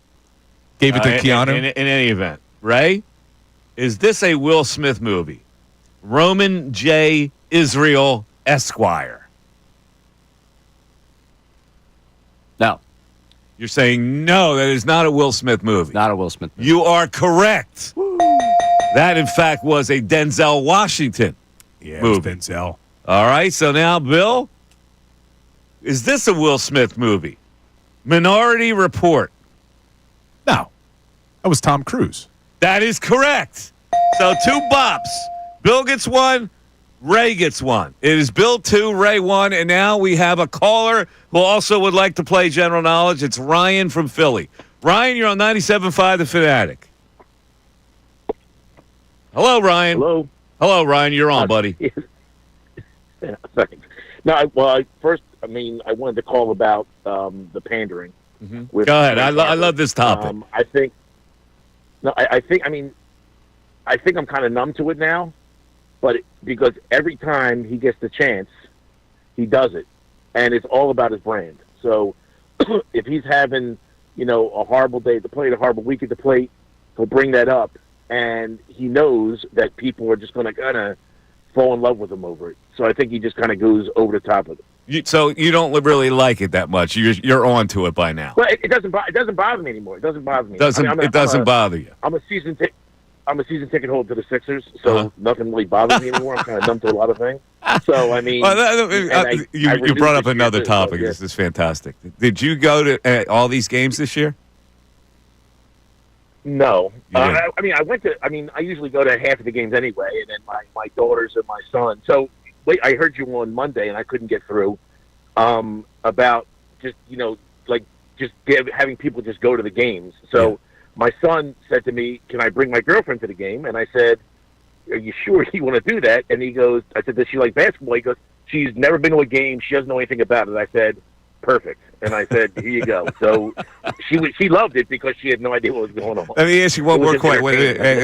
One Yeah. more question on this. Have you sold your tickets for $2 or more? No, I haven't sold them for $2. You haven't sold them. What's the lowest price you got for your ticket? $30. $30, and that's I'm guessing you have a pretty $33 for two. $33 for two tickets. Yeah. What's the full price of your ticket? Level. I'm lower level. Lower level, so that's like 150. $248 a game, right? $248 a game. You sold two of them for $33. Oh, that's awesome. Yeah, that was near the end of the year. So I mean, that was only because like I couldn't trick my daughters or my son to going to it. Just give it. Yeah. Oh man, that's fantastic. Well, they didn't want to go. They just said they couldn't go. Yeah. All right, let me give you your general knowledge question here because this could be the leader in the clubhouse for the golf tickets. What is both the name of a famous magician and a book by Charles Dickens? David Copperfield. Correctamundo. Wow. Ryan with a big one. Who's that for? Me or Ray? All right, that was for Ray since he's behind. All right, so it's 2-2. I've seen David Copperfield live. Oh, you have? All right. Great show. Thank you very much, Ryan. You're the leader in the clubhouse. Ryan from Philly, leader in the clubhouse. You got David Copperfield. All right, Bill. Great Britain is the largest island considered to be part of Europe. What is the second largest island? That's a part of Europe? Yes. The second largest, and we're talking about a country? Yes. An island country that's a part of Europe. Would it be, is Iceland considered a part of Europe? Correct. Oh, my God. an upset. Bill gets Iceland. I am stunned by that, Ray. I'm livid. It's Bill 3, Ray 2. Mike Missanelli Show coming up soon. The news at noon. Fanatic Sports Update. Phillies win on Tuesday night. I'm Ray Dunn with this Fanatic Sports Update. Phillies beat the Giants 6-4 behind a 2-run rally in the sixth inning. Relic Bohm drove in the go-ahead run. Bryce Harper and JT Realmuto both homered. Jesus Luzardo threw 5 1/3, allowing 3 earned runs. The Phillies with the win now 10-7 on the season. ESPN's Tim Kirchin joined Kincade and Salciunas this morning and said that Phillies fans should be happy with where this team's at right now. If I were a Philly fan, I'd be feeling really good about things right now. I mean, Alec Bohm hit 8th last night. He's hitting under 200. Trey Turner really hasn't gotten it going yet. Brandon Marsh is like 4 for 40. Those things are going to change, and this is going to be a really good offensive team. Phillies host Giants again tonight with Aaron Nola matching up with Robbie Ray on the mound. First pitch for that game at 6:45. The Flyers lost 3-0 to Columbus Blue Jackets last night. They return to the ice tomorrow night in Buffalo against the Sabres to wrap up their season. Also, we heard from Howie Roseman and Nick Sirianni on Tuesday. While they didn't offer a ton on what's going to happen at the NFL draft, our own Andrew DeCecco is going to jump into what could happen for the Birds and around the NFL and draft special tonight at 6 o'clock right here on 97.5 The Fanatic. This update's brought to you by AAA Car Care. Come into your local AAA Car Care Center this month and buy 3 select tires to get the 4th tire free, plus a free alignment. Restrictions apply. See store for details. I'm Ray Dunn on your home for the best coverage of the Birds 2025 NFL Draft, 97.5 The Fanatic and 97.5thefanatic.com.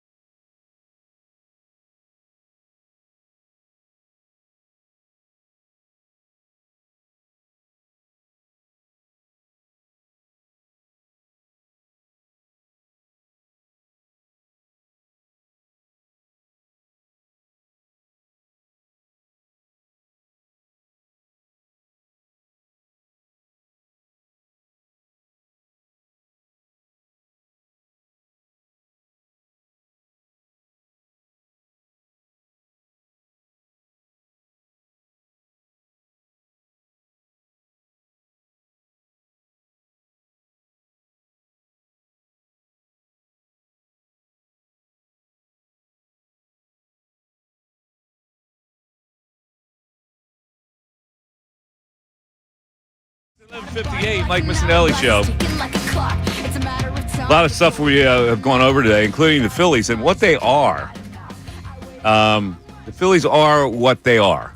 There's really nothing new about them. You can break it all down, but they play the same way. They're going to be hot sometimes. They're not going to be hot sometimes. Their starting pitching is good. Their bullpen is not as good. So, I don't really know how to feel about them. I thought I had this hunch at the start of the season that it's going to be a little bit of a drop-off. And because when you come back with the same mindset and the same players, it's hard to really recapture what you once had. So I don't know. I don't know how optimistic I am about whether they can get to the World Series or not. But it's a long season, and we live game by game. We're disappointed some games, and like last night, that was a big win for them in the wind. Yeah, stars showed up, man. Harper goes yard, JT goes yard, Alec Boehm gets the big RBI. I mean, that's what you're going to need with this team, and they just all can't go cold at the same time like we've seen before. All right. In any event, it's the Mike Missanelli Show, and you are listening to it right here on 97.5 The Fanatic, WPEN HD1, a Beasley Media Group station, broadcasting live from the Comcast Business Studio, powering possibilities. Of course, it's WPEN HD1. Burlington, Philadelphia. It is noon. Happy lunchtime, everybody. And at lunchtime, we do a little something we like to call the news at noon. But first. Oh, but that's but first. I mess this up all the time. I'm such an idiot. But first, it's time for the Fanatic signing bonus. The Fanatic signing bonus. Yes, your chance to win $1,000. I'm going to give you a keyword. You have until 25 minutes after the hour to enter it on the Fanatic mobile app or on 975thefanatic.com. Or you can text this keyword to the special contest short code 45911. The contest keyword is TIP. T-I-P. TIP. As in what, Bill? As in what you give a waiter. The tip of the iceberg. Or, tip. What do you give a waiter? Or because if you give it to the waiter, it won't be taxed. I think. One random entry wins $1,000 in this company-wide contest.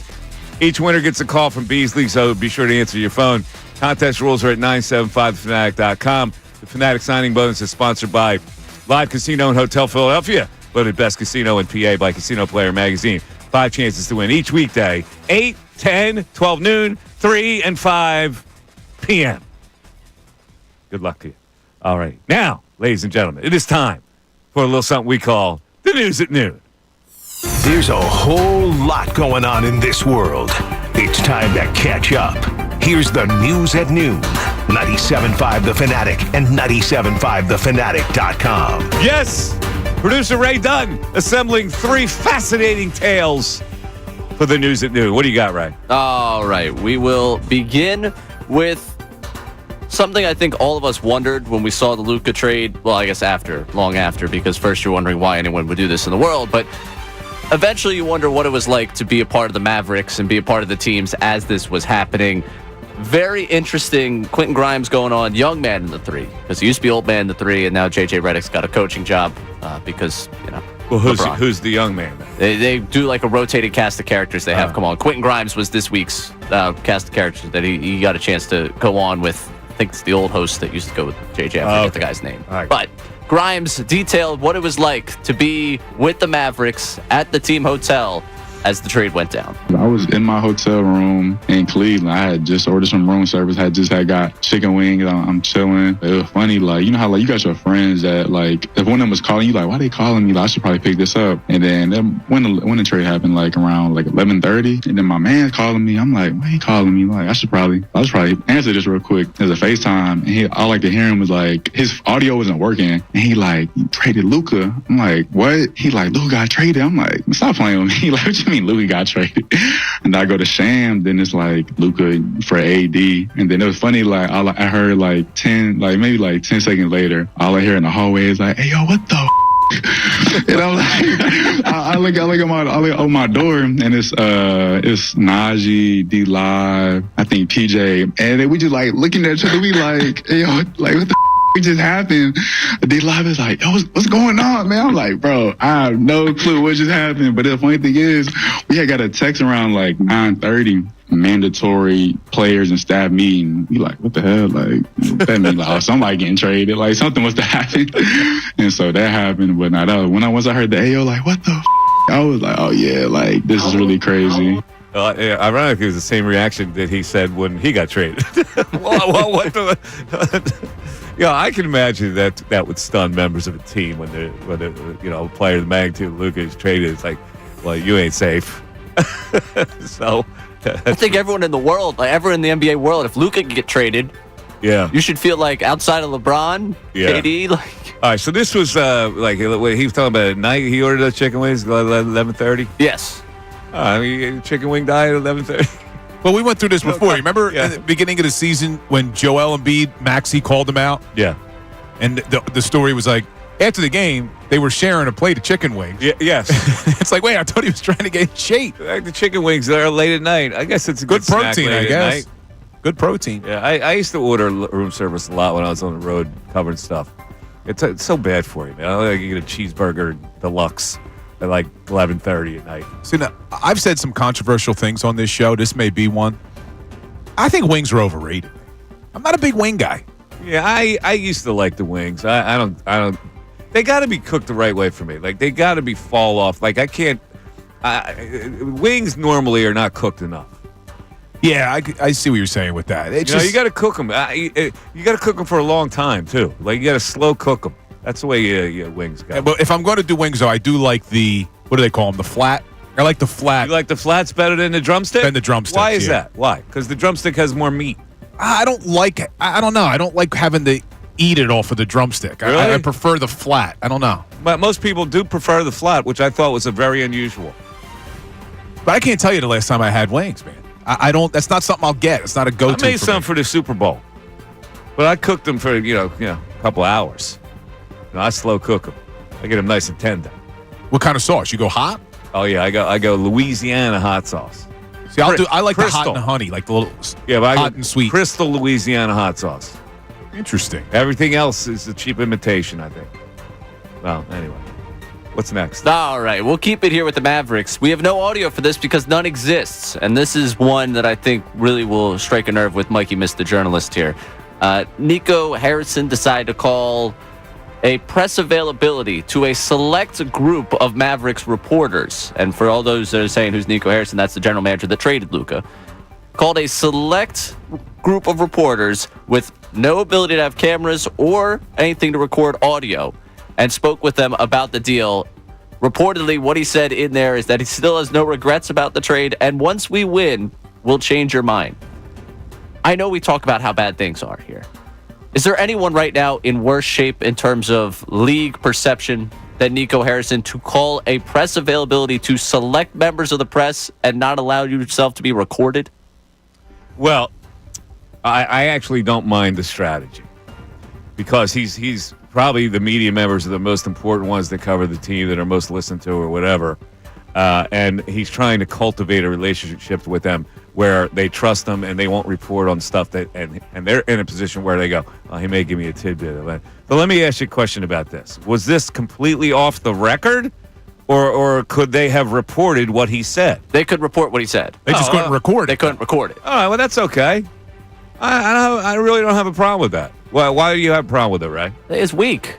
You believe in this so much? Yeah. You should be able to take that. I don't understand. So you don't have to write it that way. You can write it like, this is what he says, and here's the facts. The journalists I'm cool with. Oh, you get invited to this. I think he probably invited the people that have been at least more fair or what do you not think, fair. What do you think he's going to say? He's going to try to paint this in the best light possible. So why not let them record it? Yeah. See, this was such a controversial trade, and you're now going to go on the record to talk about it. Why should you not be recorded? Are you saying that he then is reserving the right to say, no, I never said that?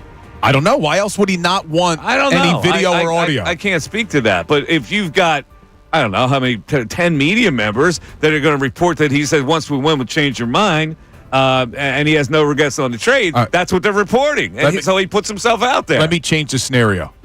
We just watched a disastrous season with the 76ers. we have tried to get Daryl Morey to come on this show. Yeah.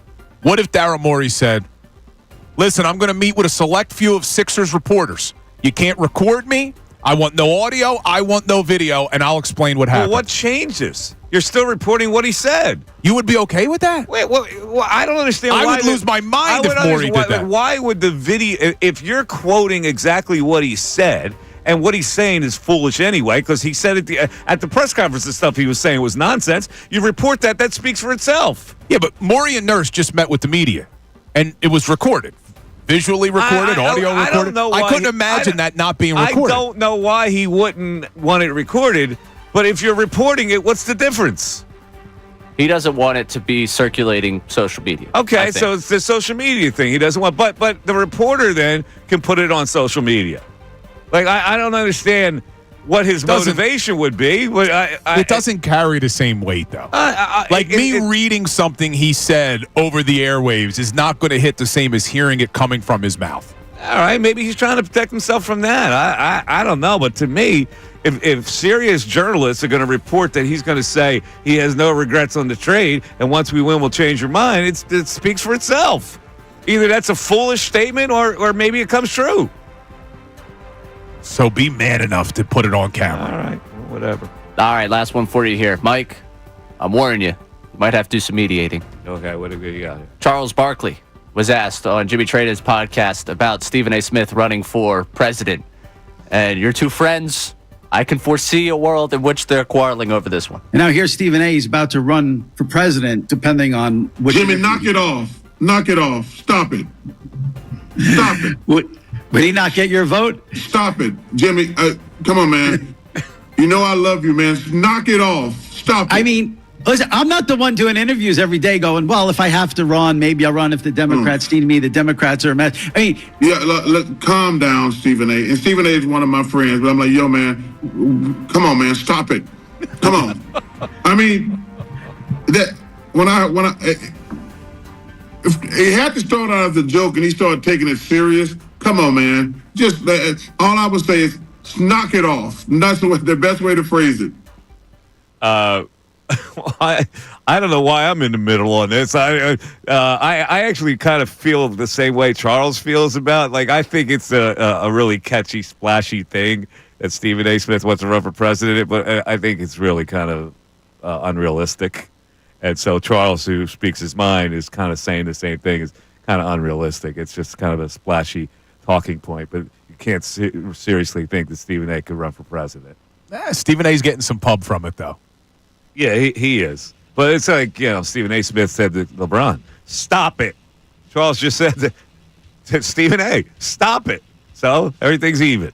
Mike Missanelli Show, General Hours Wednesday. Your calls, 610-632-0975. Back after this. Sixers president of basketball operations, Daryl Morey.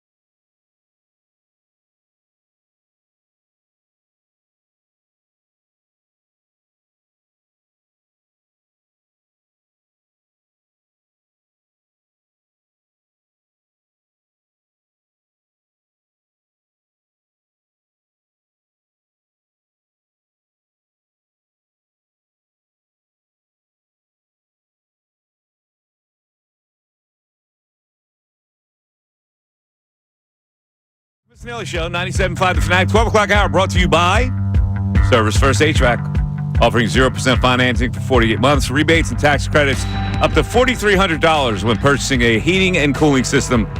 Learn more at ServiceFirstHVAC.com. A little earlier in the program, on General Knowledge Wednesday, by the way, and we're going to get to Steve and Glenn Olin in a second, our next contestant.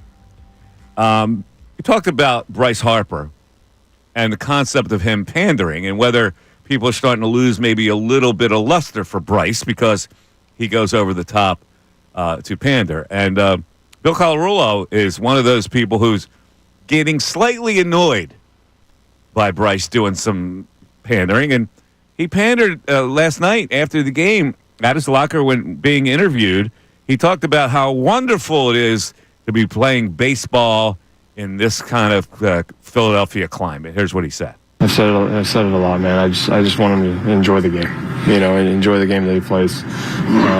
Life could be a lot harder. Life could be, a lot tougher. We get to play this beautiful game every day, and I was standing on the on-deck circle in like the third inning, and I was thinking about it, man. It's a great game we got to play, and obviously you're going to go through ups and downs in life and season, but it's still, and it's a hard thing to do. It is every night coming in and playing this game, but at the end of the day, we're all healthy, we're all strong. Just go out there and enjoy it because it'll go quick, and you'll start thinking to yourself, why did I take it so serious? And it's gone now. I don't know, man. I'm just so thankful to play this game. I'm so thankful to play in this park, and I don't know. Wow, there you go, Bill. He was life can be a lot harder. It's a great game we play. I'm just thankful to play in this park, all that stuff. And then there was the third inning situation where he said he was just kind of pondering in the third inning, looking around and seeing how wonderful life is playing baseball for the Philadelphia Phillies. And he was actually referring to Bohm at first. It's not a bad message. But it hit you the wrong way. So explain to the people why this hit you the wrong way. Well, I mean, look, and I know I'm looking into it. It's just, it just hit me in the third inning. Come on, man. Don't BS. Enough. You say flat out he's lying. Well, come on. Because when he was pressed. What about the third inning? I don't know. It just hit me. Come on. Like, he makes stuff up a little bit. But just makes stuff up. He thought it would be a good narrative to include. Yes. I was on deck in the third inning. I think everything's about the brand. I think everything's about the brand. And I got to keep prefacing this by saying I do love the baseball player Bryce Harper. I don't want to lose sight of that.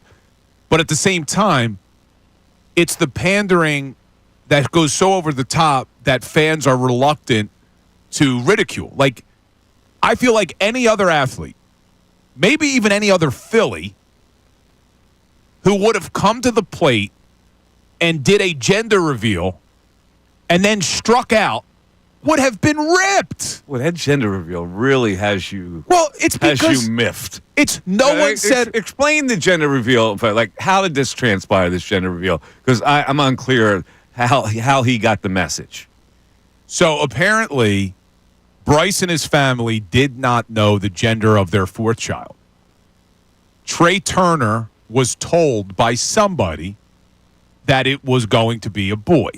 Bryce ordered two different bats, a blue bat and a pink bat, and Trey, in the first inning of the game, not last night's game, 2 nights ago, handed him the bat, and now that's how Bryce found out, and then when Bryce walked out to the plate and his family saw the blue bat, they realized we're having a son, it's a beautiful moment, and whatever.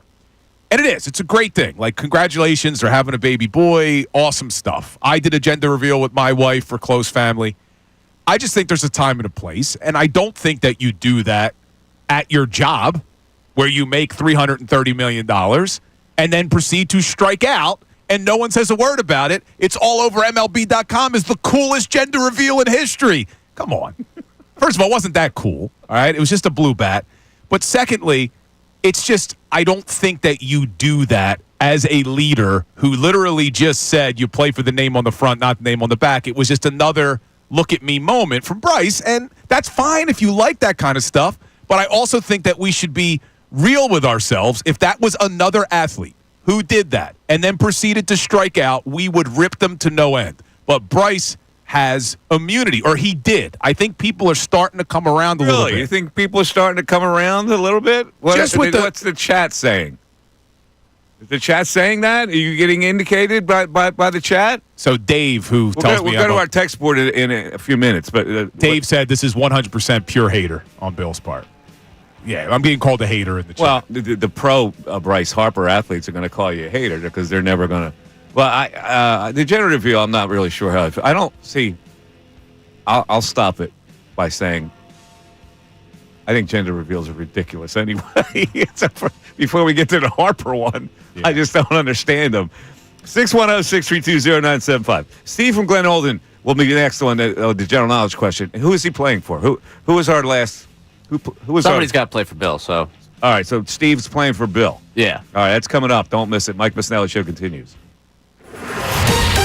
Fanatic Sports Update. Bills win last night. I'm Ray Dunn with this Fanatic Sports Update, and it's brought to you by Bradford White Water Heaters. When you need a new water heater, choose one that's built to be the best. Choose Bradford White. Phillies beat the Giants 6-4 behind a 2-run rally in the 6th inning where Alec Boehm drove in the go-ahead run.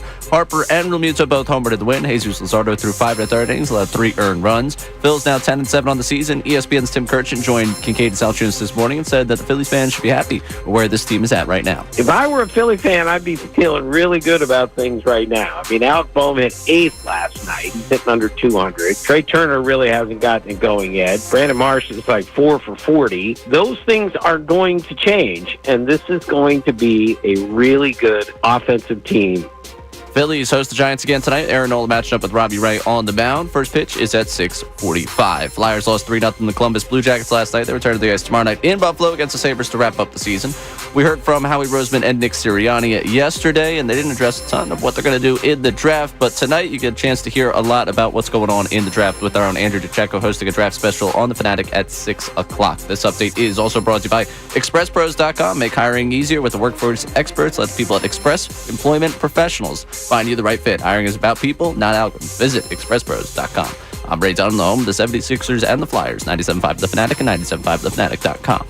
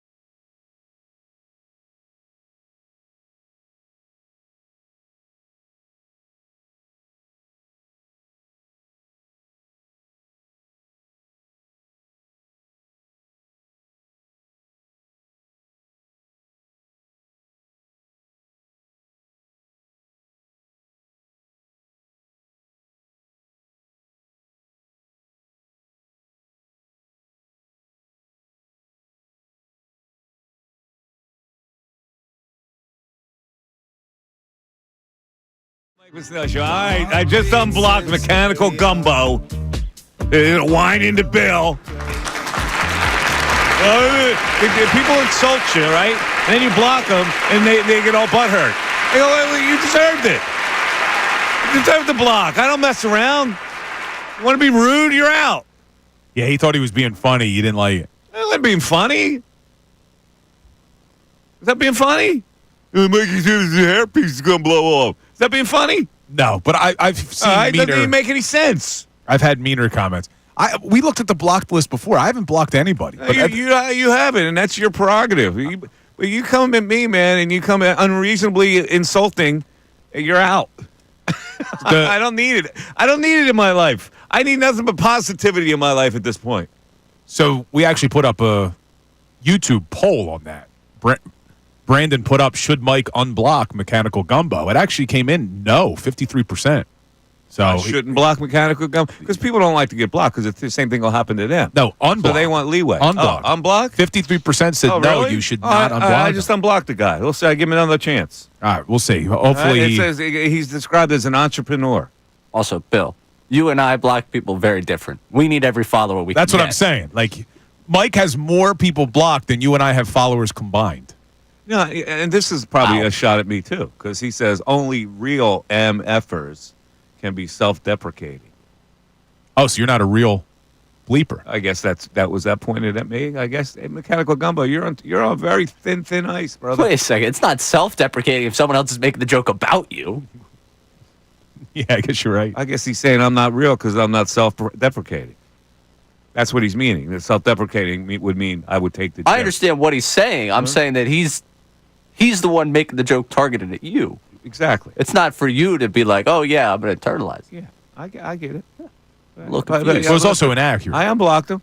I guess you can't be self-deprecating about something that's inaccurate, though. No. Well, listen. That's also true. Whatever. It's General Knowledge Wednesday. You know what the prize is today? It's a pretty cool prize. A pair of tickets for Wednesday and Thursday for the Truist Championship at Philadelphia Cricket Club in Flourtown. That includes the official Pro-Am and round one of competition on May 8th, the Thursday session. The Truist Championship, one of 8 signature events on the PGA Tour, features top players, including Rory McIlroy, competing in this no-cut event right here in the Philly area. So you get to see Rory 4 days.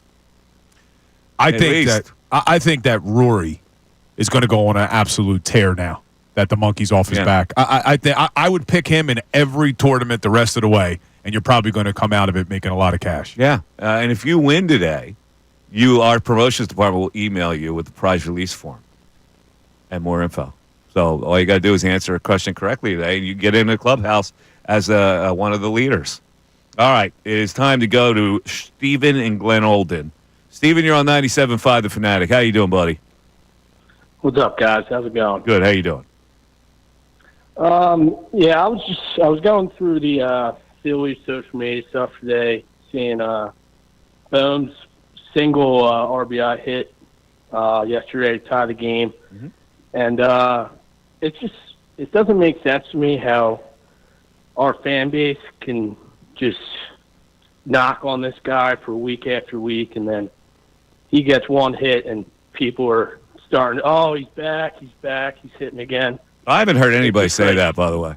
I really haven't heard anybody say he's back, he's back. You're just celebrating one hit. The comments I've seen under he's certainly not back, but it was a pretty big hit yesterday to win a game. So no, yeah, I'm not saying it wasn't. It's just like I feel like it just adds to the Negadelphia type of.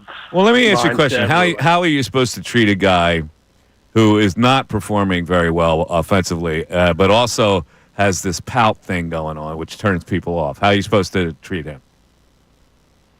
Well, that's just another thing. Like, he gets interviewed by T-Mac yesterday, and I don't know, maybe it's just me, but I feel like he's still, like, they're giving him this attention for his RBI to tie the game, which is huge, and he's still, I feel like he's just being a total just crybaby about it.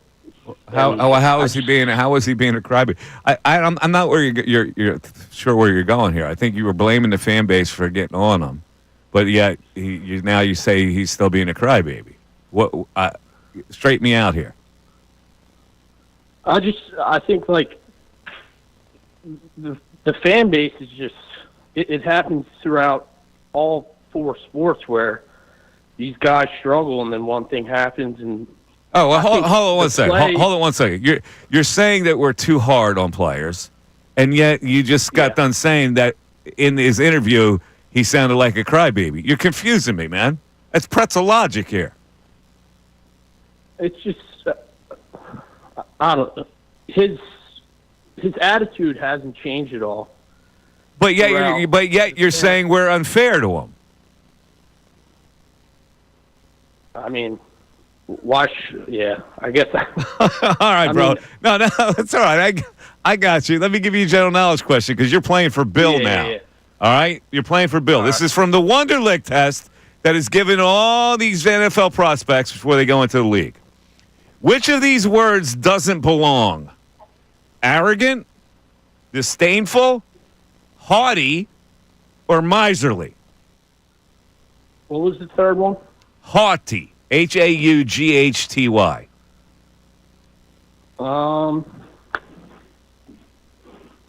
I'll go arrogant. Arrogant. That would be incorrect. Sorry, you're not eligible for the tickets. Haughty. Is it misery? Miserly does not belong. Yeah, what does that mean, cheap? Arrogant, disdainful, haughty, or similar. Miserly means cheap. Right, miserly, yeah, cheap. All right. You're a miser. Like Bill does Ebenezer not, Scrooge. Ray, Bill does not get it. So here you go.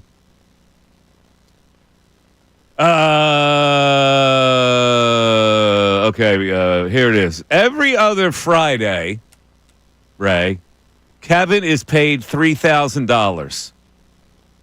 About how much does he earn in a year? Every other Friday, he's paid $3,000. How much does he make in a year? Correct. He would make $78,000. That is correct. Good job, Ray. Ray ties the score at 3-3. You could see me carry the 1 in my head. Yeah, there. 3 times 26, carry the 1, blah, blah, blah. All right. Good job. So there you go. All right, so what is the chat? Is the chat board on you right now, Bill? Yeah, we're going back and forth. People are not happy with You are really, interestingly enough, more bothered by the gender reveal situation than what he said yesterday about how wonderful it is to play in the park. I don't know why people call me a hater by recognizing that Bryce Harper is the best player on this baseball team, recognizing that we are very lucky to have him on this baseball team, but then at the same time, just admitting the fact that the guy panders more than any athlete in the history of the city.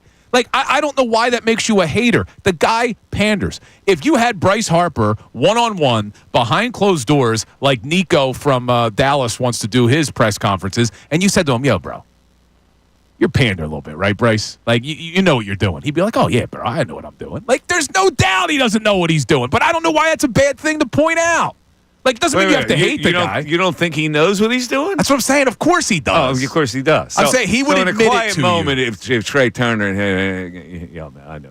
And look, it doesn't really bother me that much, but what bothers me is that, like yesterday when I came on, we were talking about Rojas, and we were talking about Bohm, and we were talking about Marsh, and I said, we also need to look at Bryce. Like, Bryce has not performed well. Doesn't mean he's not going to, because I had all people when they clipped it and posted on social. It's April, bro. I get it's April. But we can also acknowledge that Bryce Harper was not performing. He comes out last night, boom, hits the home run. Love it. Love it. I know he will turn back into Bryce Harper. But any other athlete, let's just look at Jalen Hurts. Jalen Hurts was ripped unmercifully by fans this season, even though when you look back, he had a hell of a year. Tell you what, Ray is just dying to dig in here. We'll let Ray dig in after this because he's going to make a Sirianni comparison. How you're so oblivious to the pandering that Sirianni does. Let me ask you one question. Because people in the YouTube chat came at me about this whole Sirianni thing. One of the things that we ripped Sirianni for, was because he yelled at Philadelphia fans. would Bryce Harper ever yell at Philadelphia fans? So, like, I'm not saying I agreed with what Sirianni did, but stop the comparison. There's nothing similar between Bryce Harper and Nick Sirianni. Ray believes there is, and we'll do that on the other side of this. 610-632-0975. And we'll also play a little game a little later this hour called Guess What Topper's Lineup Will Be. That is coming up after this. Wednesday, April 16th.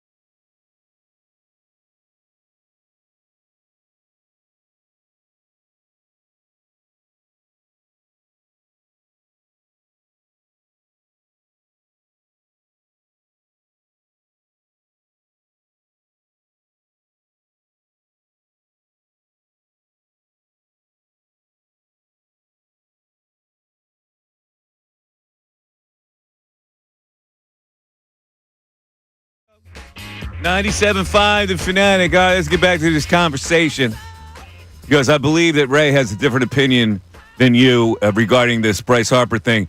As it pertains to your Nick Sirianni immunity versus your Bryce Harper, I don't know, what do you call it? It's not hatred, but it's skepticism. I think it's shall we being. say. I think it's being objective. Or being objective. That's what I think. One or it the is. other. So now, Ray, a little earlier in this, are we okay in the booth over there? We good? They're doing some work in here. They're doing some work. All right, are you okay? Ray is unfettered. All right, so Ray, compare this now to Bill's affection towards Sirianni, because you think that Sirianni panders as well, and Bill just doesn't recognize it because he's pro Sirianni. Oh, absolutely. He absolutely. Well, no, I think he recognized it. I don't want to say he doesn't recognize it. Bill Sirianni panders. Bill is a hypocrite, is really what it comes down to. Bill just looks at Bryce Harper pandering the H word. And gets upset with it. Sirianni, he's fine with it. And to me, you're gonna come back with the, oh yeah, look, he yelled at the fans, all those things, wonderful things. What it comes down to is you like Nick Sirianni, so you excuse it. You do not like Bryce Harper. There's a difference. Let me explain here. First of all, Nick Sirianni was a huge panderer with the T-shirt stuff. Like, especially when he first started here and the Beat Dallas shirts and all that stuff, which he acknowledged he shouldn't have done. And I know people in the YouTube chat are talking about how he wears the Phillies hats and stuff like that. I agree. Sirianni, he panders. But at the same time, Sirianni is not immune to criticism. In fact, he gets criticized more than anybody. Maybe not now because he won the Super Bowl. What bothers me is that there's times where Bryce Harper does deserve to be criticized, but because of the pandering, he's excused. Like, we only mentioned once today. Now, I get it. He hit the big home run yesterday. Great job by Bryce. We only mentioned once at the beginning of the show the ridiculous base running error that he made. There was no reason for him to try to go to second on that play. You won't hear any fan say a word about it, or very few fans say a word about it. Any other athlete would get ripped. Jalen Hurts gets ripped unmercifully. It took him outperforming Patrick Mahomes a second time in the Super Bowl for fans to finally come around on him, and I'm not sure even a majority of fans have yet. There's still fans who won't come around on Jalen. But with Bryce, he is immune to criticism because of the pandering. That is what I think the difference is. Sirianni panders, yes, but we still will rip him. People are reluctant to rip Bryce ever. And see, here's where you lose me with the immune to criticism thing. Because you bring up mistakes he makes. When you talk about this team winning and what it ends up, where they run into problems winning games, the role of Nick Sirianni and his team winning versus the role in Bryce Harper and his team winning are two entirely different things. To say that our criticisms of Sirianni were not justified at any time would be wrong. You had justifiable criticisms. I didn't say about it wasn't. I didn't say it wasn't justified. But when you start to downplay that, like, oh, people were so upset with him. Yeah, for a reason. He was a part of their struggles. Now, when you go to Bryce Harper, we acknowledged yesterday, hey, he hasn't really hit yet. Hasn't really been Bryce Harper yet. That was something we said.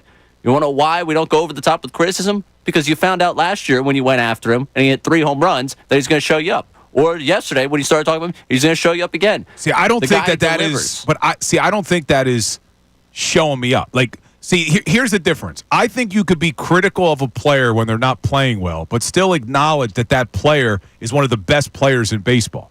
So, like yesterday when I said Bryce Harper has to show up, he is the star. And I think going into yesterday, what do you have, 3 RBIs on the season? Let me look at my notes here.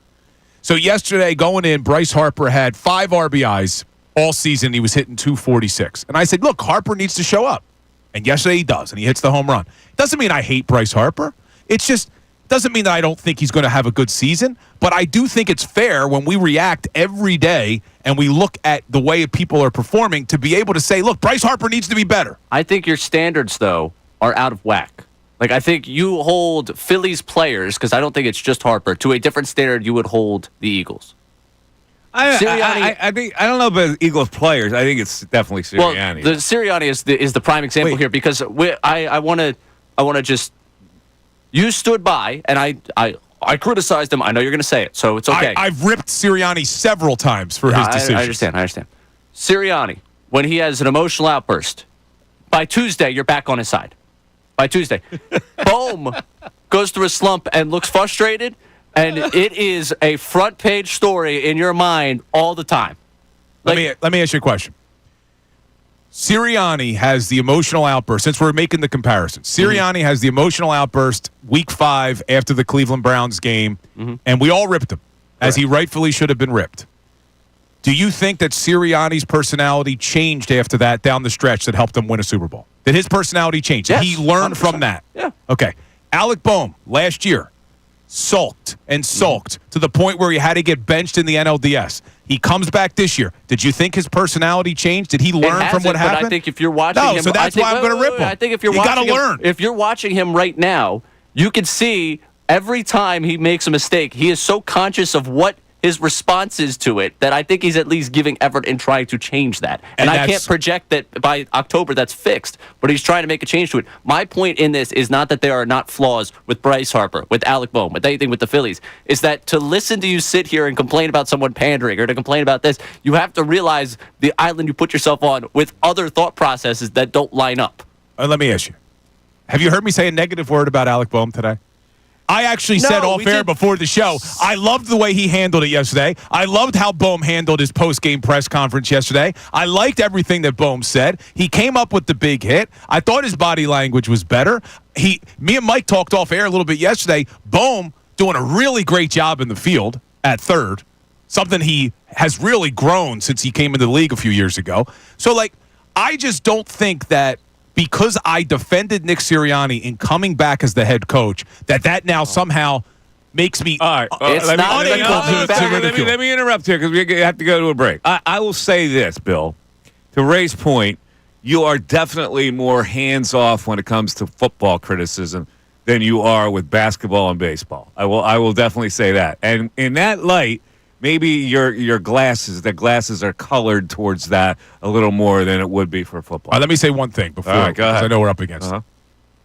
Part of the reason was, and this isn't just hindsight being 2020, part of the reason was I saw that this Eagles team was a really good football team. So I think the reason that I was maybe more reluctant to rip them was because you saw how good they could be. Well, the Phillies are good baseball team. And I've said that. And I've been positive about the team. I picked them to win 95 games. Yeah, but what my point is, even though you think the Phillies are a better baseball team, you still go harder at baseball. You go harder at Thompson. You go harder at, and now you're going harder at Harper. And I'm not saying you're wrong going hard at Harper, because the one thing I noticed yesterday, that no commentator at the telecast said anything about that foolish mad dash where he tries to take second base on that fly ball.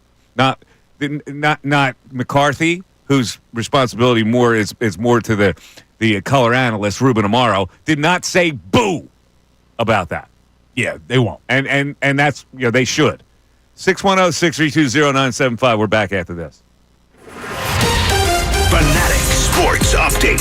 Phillies beat the Giants. Summary done. This update is brought to you by Summit Racing Equipment. Revive your ride at summitracing.com. Use promo code radio for $10 off an order of $100 or more. Exclusions apply. Offer ends May 4th. The Phillies beat the Giants 6-4 last night by a 2-run rally in the 6th inning where Alec Boehm drove in the go-ahead run. Harper and Remuto both homered in the game. Jesus Luzardo threw 5 1/3 and allowed 3 earned runs. Phillies now 10-7 on the season. ESPN's Tim Kirchin joined Kincade Salciunas this morning and said that Phillies fans should be happy with where this team's at right now. If I were a Philly fan, I'd be feeling really good about things right now. I mean, Alec Boehm hit 8th last night. He's hitting under 200. Trey Turner really hasn't gotten it going yet. Brandon Marsh is like 4 for 40. Those things are going to change, and this is going to be a really good offensive team.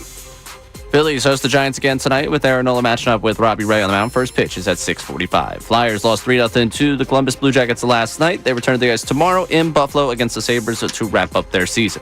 Also, we heard from Howie Roseman and Nick Sirianni on Tuesday. They didn't offer much in where this team's going for the draft, but our own Andrew DeCecco will offer you some insight on the draft tonight, our draft special at 6 o'clock right here on The Fanatic. This update also brought to you by Mercedes-Benz. That feeling of owning your first Mercedes-Benz, hard to believe, but it's real. From leather stitching to the iconic design, every element of Mercedes lives up to its reputation. See for yourself at your local dealer. I'm Ray Dunn, the home of the 76ers and the Flyers. 97.5 The Fanatic and 97.5thefanatic.com.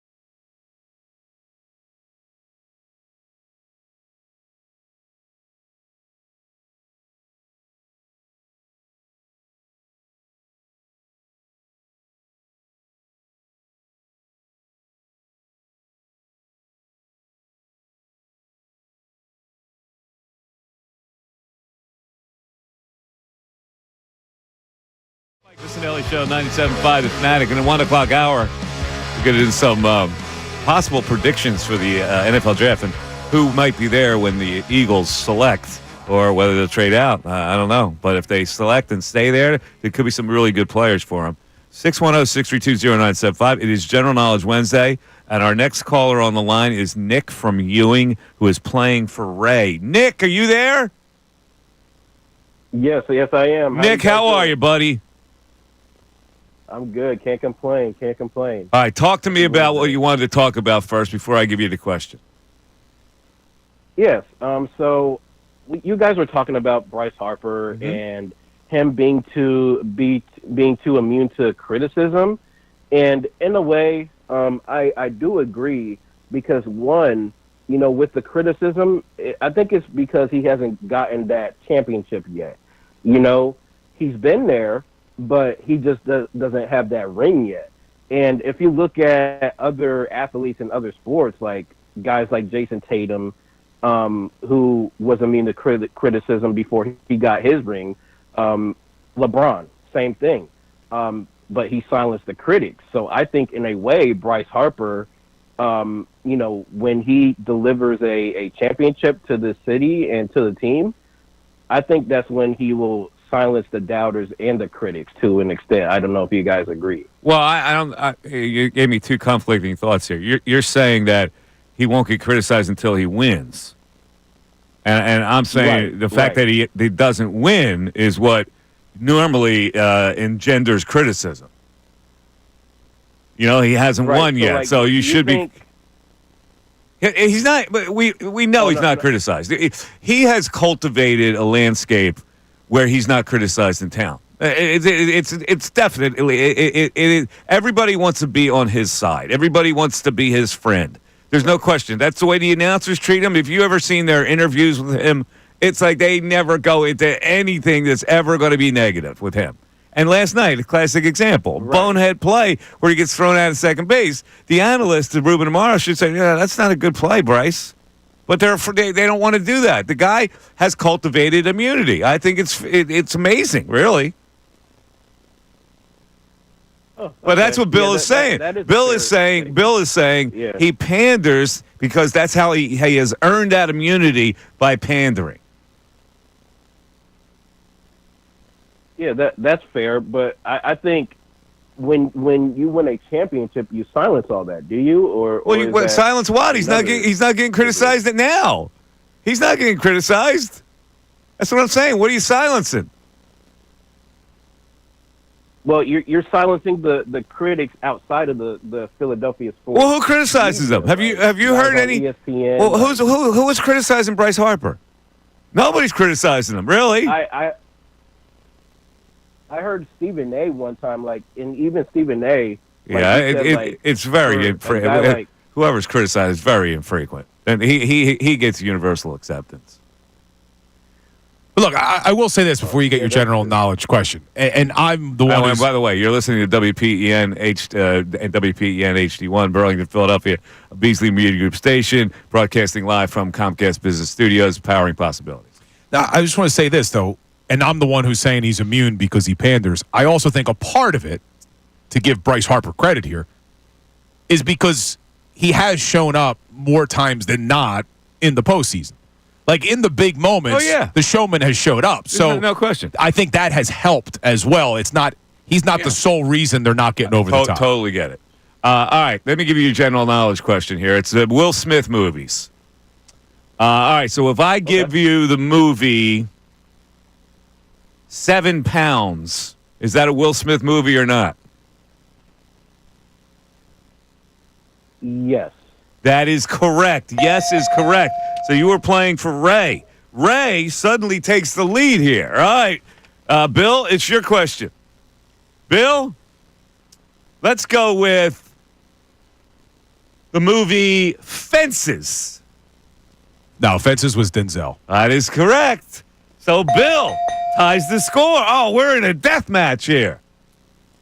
Yeah, I know 4-4. I think I know my Will Smith movies. My man Nick from Ewing is also in the clubhouse here for the tickets. How many people qualified right now? I think we got 3 or 4 people. I think we do. I don't know the exact amount, but we do have 3 or 4. All right.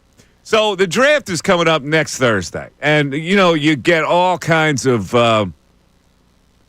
prognosticators and predictions on who's going to be taken where, right? So let's just go over. I was reading this in The Athletic this morning by Dane Brugler, who's pretty good in his evaluation. So he's got the Titans taking, with the number 1 pick, Cam Ward. Yeah, I think that's the only guarantee right now headed into the draft. Okay, so they're going to bypass Levis and take Cam Ward to be their quarterback.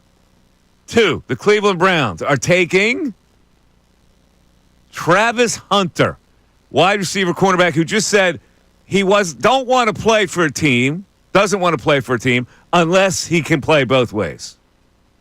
Which is going to be extremely tough at the NFL level. I think he'll be a starting corner and an occasional wide receiver. I agree with you 100%. Maybe a couple packages on offense. Number 3, and this ain't happy times for Eagle fans.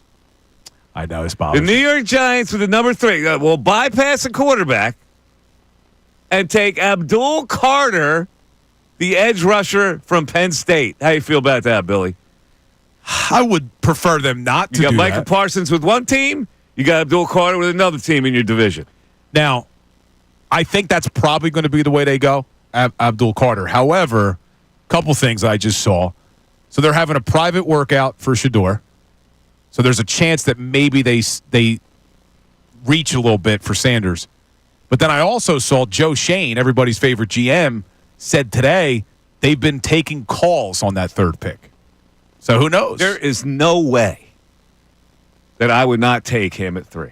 Who, Abdul Carter? Yes. I agree with you. You're getting an impact player right away who could be one of the top edge rushers in the league right away, as opposed to a quarterback that you never know how it's going to turn out.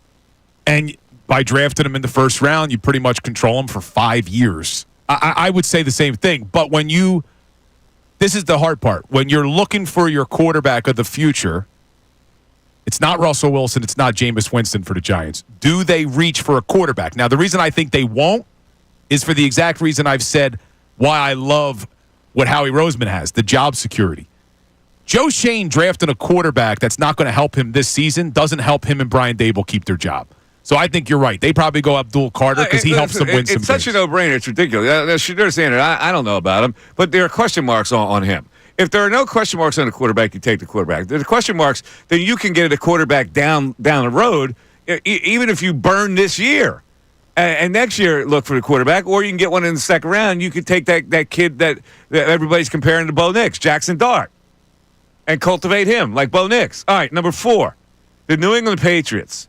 The offensive tackle, Will Campbell from LSU, the guy with the short arms, but the best available offensive lineman in this draft. Number 5, the Jacksonville Jaguars. Ashton Genty, the running back from Boise State, going that high?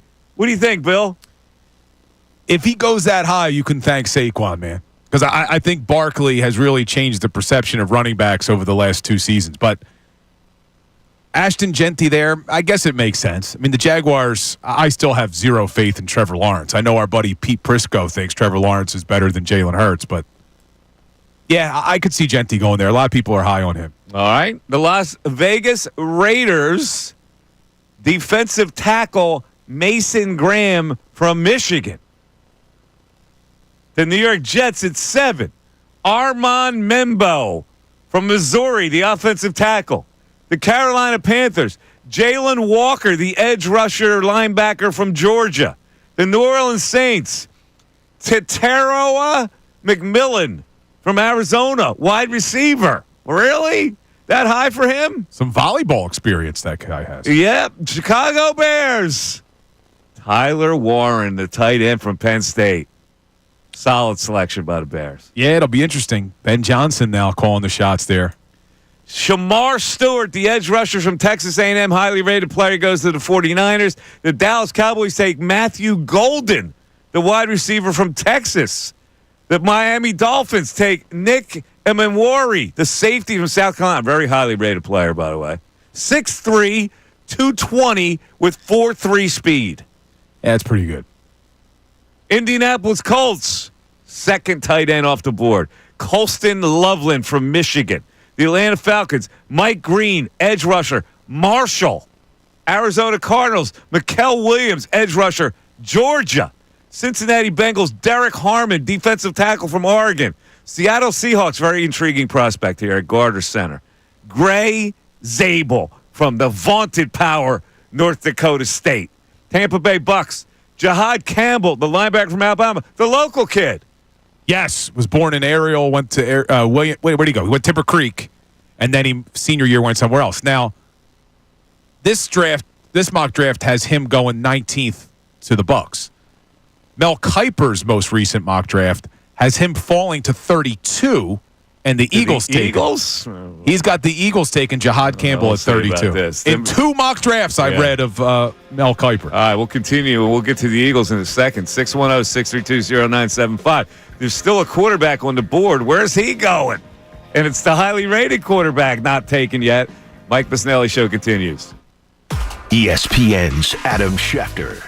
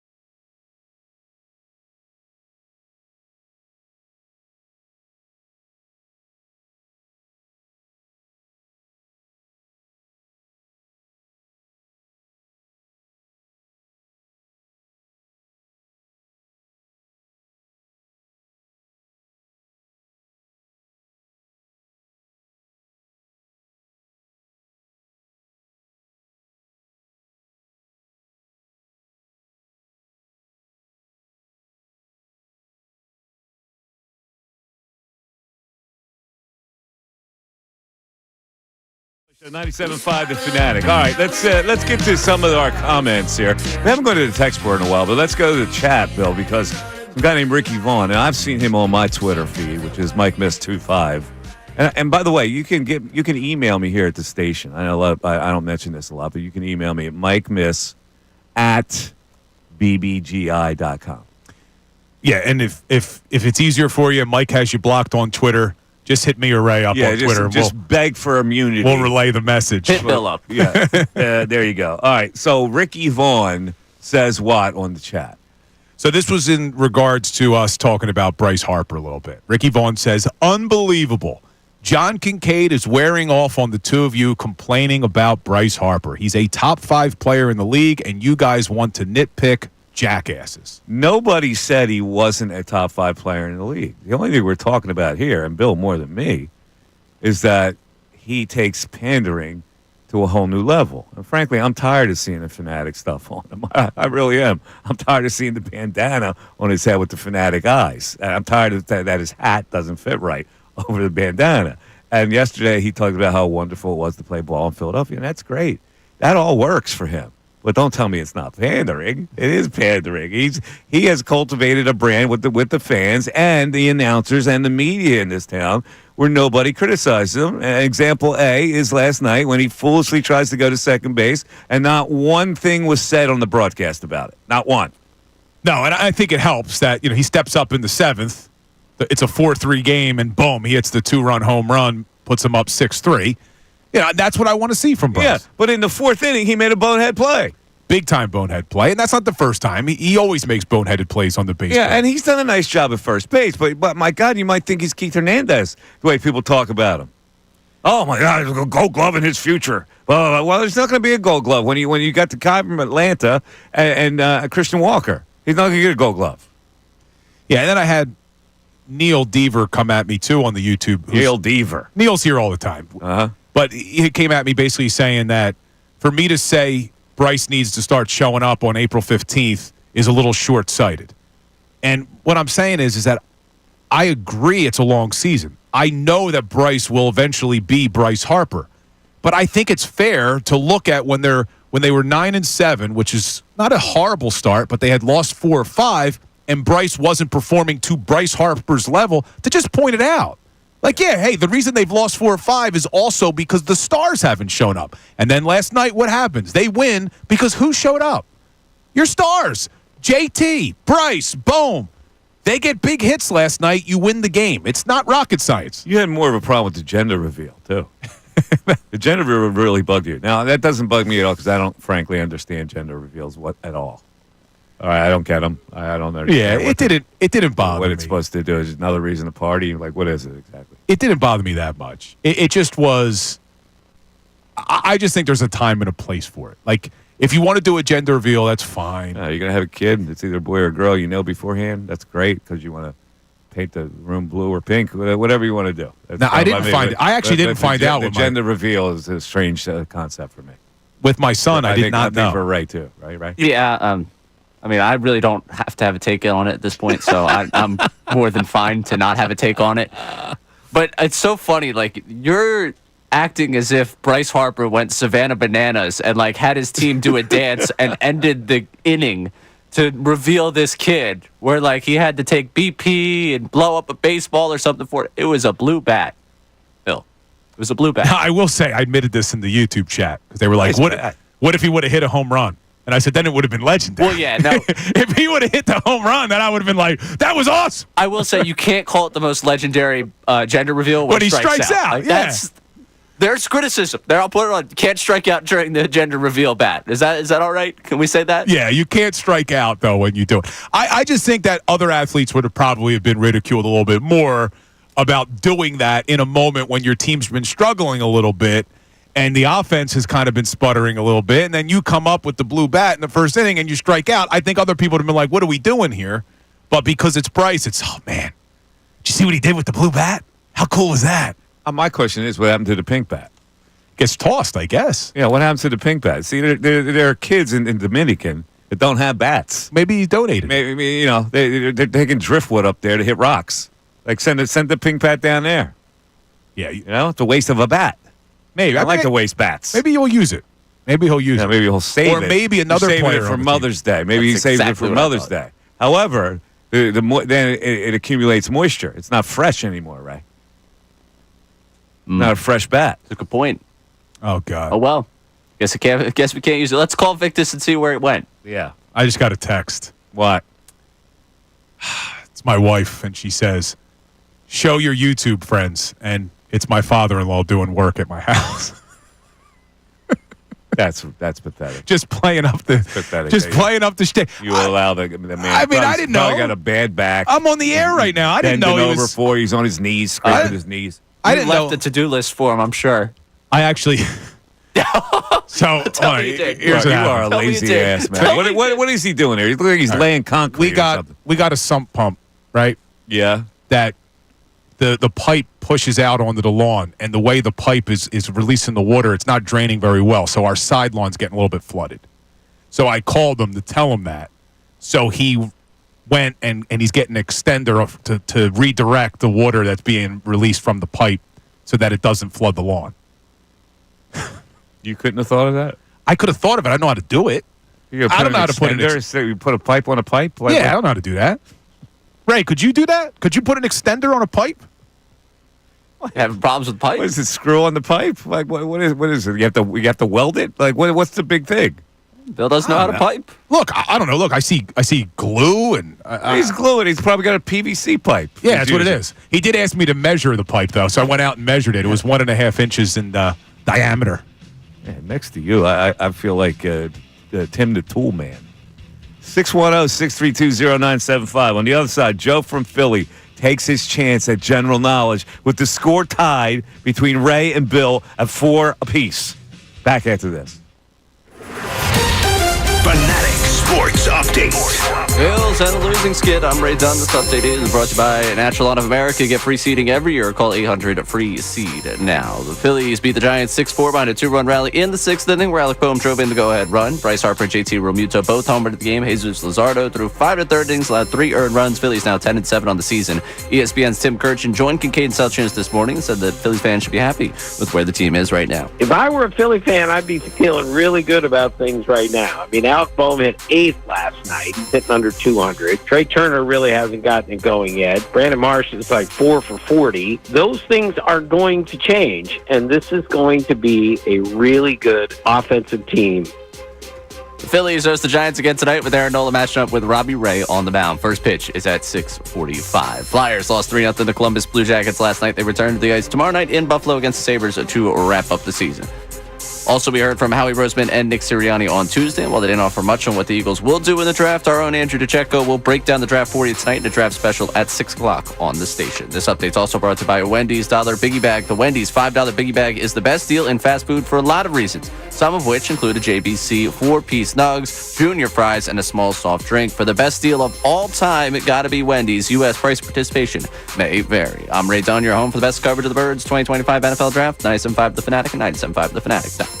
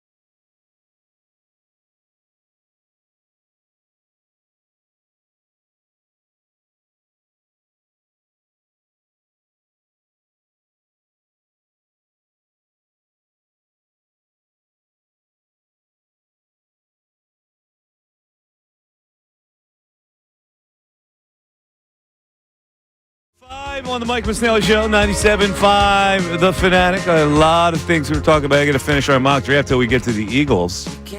So let's do that, and then we'll get to Joe from Philly to play a little general knowledge. So we are now in the 20s, Billy. And the 20th pick, Denver Broncos, Omarion Hampton, the running back from North Carolina. That's a little bit of a surprise. So that'd be 2 running backs in the first. Yeah, 21.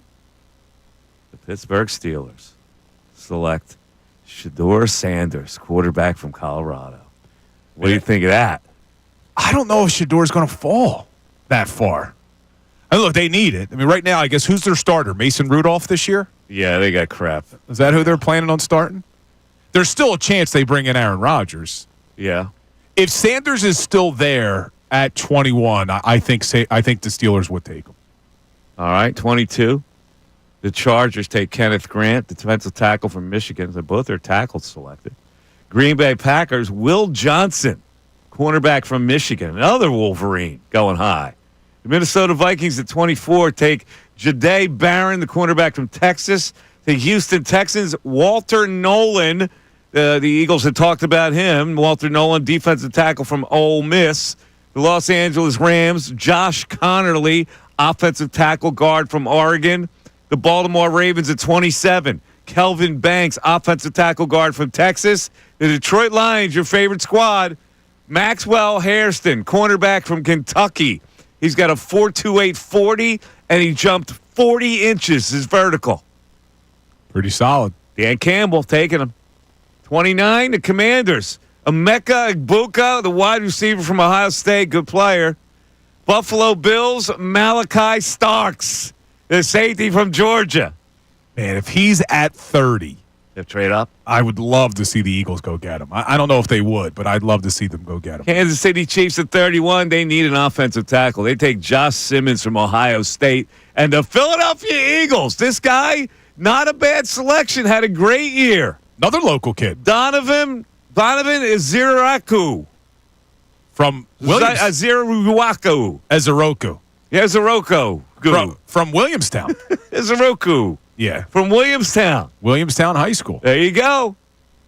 He's a top 22 in my final top 100, Dane Brugler says, but he falls to the Super Bowl champs here. How about that? I would be very happy with that pick. I would be very happy. I mean, my dream would be Malachi Starks. I think that would be awesome. I don't know if they would go safety in the first round, though. That's the issue. But if they get Ezoroku, that would be a pretty cool. All right, now here's where the Giants score. In the second round, a couple of picks later, Jalen Milroe is still on the board, right where the Hurts pick was. Jalen Milroe from Alabama. And right before that, they got Jackson Dart going to Cleveland. Oh, there you go. So here's where I think it gets interesting. This mock draft has 2 quarterbacks going with the first 2 picks of round 2. That's why you might see the Philadelphia Eagles trade out of 32. Because if those 2 QBs are still available at the end of the first round, I think you're going to get calls from another team that wants to jump into the first round. Because it also makes a lot of sense to get a quarterback that comes with a 5th-year option. Because if Jackson Dart or Jalen Milroe turns out to be a really good QB, you want that 5th-year option. You don't want to only get him under a 4-year deal. I got you. All right, let's go to the phones. We got Joe in Philly. Joe, you're on 97.5 The Fanatic. Mike, am I on? What's up, Joe? What's up? It only took me a month and a half to get online. I feel excited right now. Well, you should be excited, Joe, and I thank you for your perseverance. Absolutely. And whoever has the phone system, they owe you guys an apology because this has been an ordeal trying to get I know, man, and I feel bad for all the callers that we have missed talking to. The new system is imminent, we're told. So we'll see if we do it this month or next month. All right, very good. I'm glad. But yeah, I try to call because the Bryce Harper thing. It just occurred to me that we don't criticize Bryce Harper. So then I started to think why exactly we don't. I kind of agree with both points as far as Bryce Harper pandering and also him being the star of the team. But then I started to think back to the flaws that Joel Embiid has that are now so kind of glaring to us now. He had those same flaws when Ben Simmons was on the team. But Ben Simmons was able to take all of the pressure or all of the criticism from Joel Embiid. Like, we didn't complain about Joel Embiid, pretty much bad defense on that last play with that Kawhi Leonard shot. Yeah. I think Joel Embiid could have defended it a lot better, but we didn't say anything. We said about, the turnovers or Ben Simmons not shooting the ball. It was a lot of things. So taking it to right now with Bryce Harper, it seems as if there are so many other things on this team to complain about, which kind of lets Bryce Harper off the hook, because Bryce Harper leads the team in strikeouts right now. Yeah, well, he's going to strike out. It doesn't bother me that he strikes out. Power hitters are going to strike out. I've got no problem with Bryce Harper as a player. This is a completely different conversation. He has developed immunity with the fan base, though, because a large measure, his clutch hitting, I get it, but also he panders. He shows the fans that he loves them, and he loves the Fanatic, and he loves Philadelphia, and he loves the stadium, and so when you profess that to these people here, they go, "You're my man." And I agree with that. I just think it also has to do with, it's hard to kind of like be upset at Bryce Harper when you got Alec Bohm complaining about third base, or I hear you. Complaining over here at third base, or Trey. You know what I mean? So I got you. You got other targets. Yeah, pretty much. So we're gonna leave Bryce Harper around until Trey Turner starts hitting some home runs, and we can maybe look down at first base. All right, Joe. Who is Joe playing for? Is Joe playing for you now, Ray? Who did he play? Who was left? Yeah. He's playing for you. You're playing for Ray. Okay. Feels right. Feel fact on that one. You got any qualms with that, Bill? No, you could take him if you want. All right, Joe. Here we go. You are playing for Ray. So if you get this one right, you get into the clubhouse. What comes next in this sequence? Million, billion, trillion. What's next?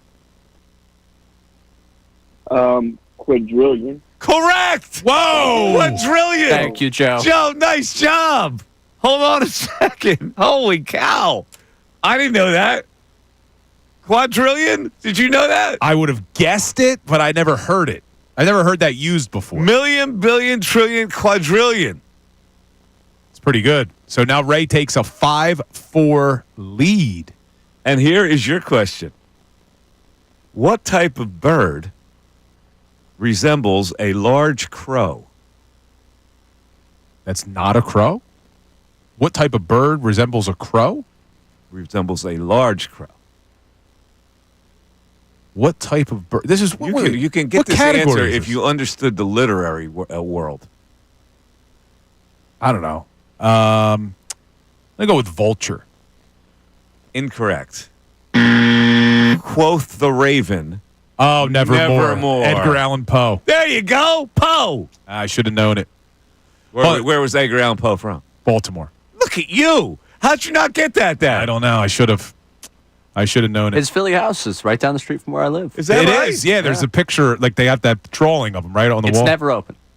Never. You're right. I've been over there before. It is never open, it's right? Never once been. Like, I know it has to have been open since I've lived there. I've been there like 3 years now. Never once have I seen that place open. All right. Hold on. You talked about quadrillion. Yeah. It just reminded me of something I saw on Twitter the other day. There was a guy making a case for why is the number 11 not 1T? And he said, me? What was what? Why do we say 11 and not 1T?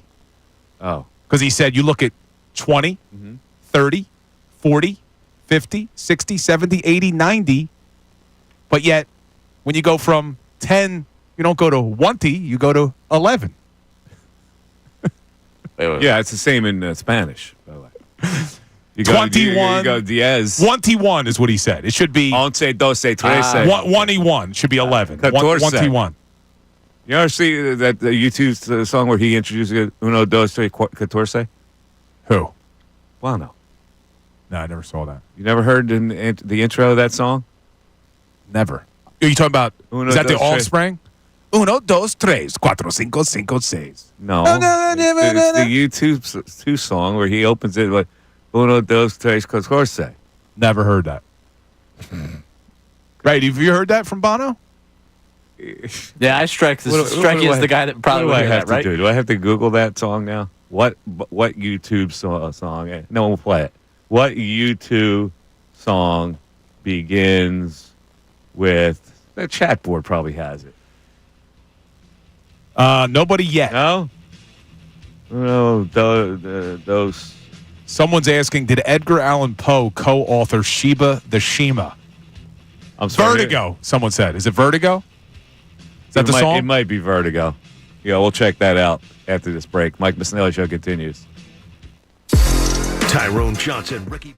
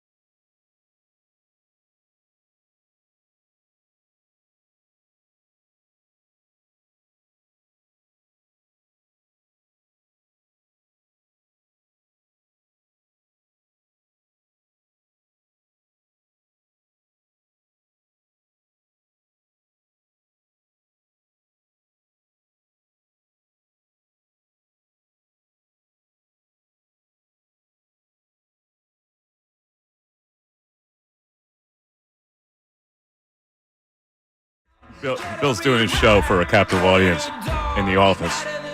So he'll be here shortly. Where is he? He's doing what he always does. He gets into these sports conversations with others. Seems like a thing he would do. He doesn't realize that we're back on the air. He does do like 4 mini shows. He does. Show. He doesn't save it for the show. Well, today is also him trying to protect himself with the Bryce Harper stuff. Yeah, I know. He's going around to anyone that'll listen. He is. Oh, they're coming after me. That's exactly what he's doing. Why are you talking trash behind my back, right? You can hear me. All I heard was you trying to talk trash. Yeah, you heard me, so it's not behind your back. Your conversation with the best show ever over back there? I was talking to Ricky Battalico. Oh, are you talking to Ricky? About Bryce Harper. You want to do that on somebody else's time? I didn't realize that we were back. These breaks are so damn short now. I feel like I just walked over there. The show is only broadcast throughout the whole office. You didn't know we were back? You can't hear it back there. Oh, you can't? No, that's well, then why do you go back there? It's a major problem. And then we were talking about, what we were really talking about was not Bryce Harper, is Johnny Sunshine, your buddy. Yeah, what did he do? I was seeing on his Instagram, he played Aronimic. I always say this wrong. Can you say it for me? Aronimic. Aronimic. Yeah, well, it's a tongue twister. He played it on Media Day. Yeah, he played it yesterday. He never misses a Media Day ever.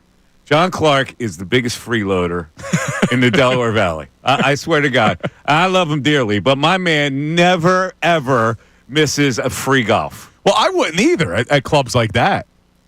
He leads the world in Media Days. That's pretty good. Now he's got to get to Augusta. You talk about America's guest. That dude, when it comes to golf, I don't think he's paid a cent to play golf in 7 years. You just reminded me. What? You teased it earlier, and we never talked about it. The local guy who got to play at the Masters. Oh, man, I forgot this story. The local guy is Michael McDermott. We tried to get him on the air today. He actually played in the Masters. Here's what the situation was.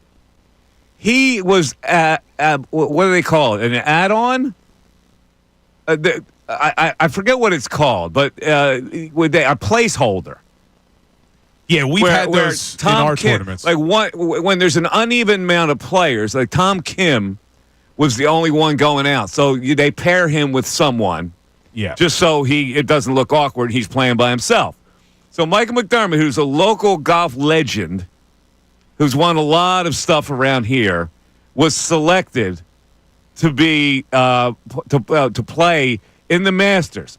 We tried to get and apparently Tom Lee. I mean, it's not Tom Lee, is it? Not what's his name? What's Lee's name? Tom Kim. I'm sorry, not Tom Lee. Tom Kim had rave reviews about his golf game. He said he probably shot in the 70s. Yeah, which is insane at the Masters, right?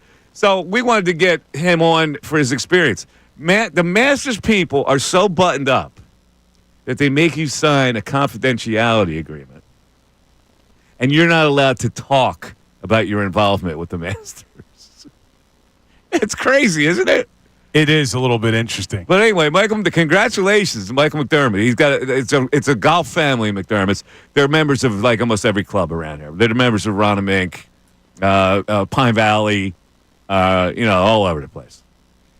Yeah, it's amazing that he's playing with the same tees, from the same tees, with the same pin locations, on the same green speeds and all that, and he's shooting in the 70s? Yes. Guy's a good golfer, man. Yeah, I mean, it's a pretty amazing story when you think about it. All right, anyway, it's time now to play Guess the Lineup. And then we're going to I have to give you straight general knowledge questions because the outcome depends on you and Ray with the last couple of questions. Okay, and I think Ray's up 5-4. Ray is up 5-4, and we are in the Wonderlic area.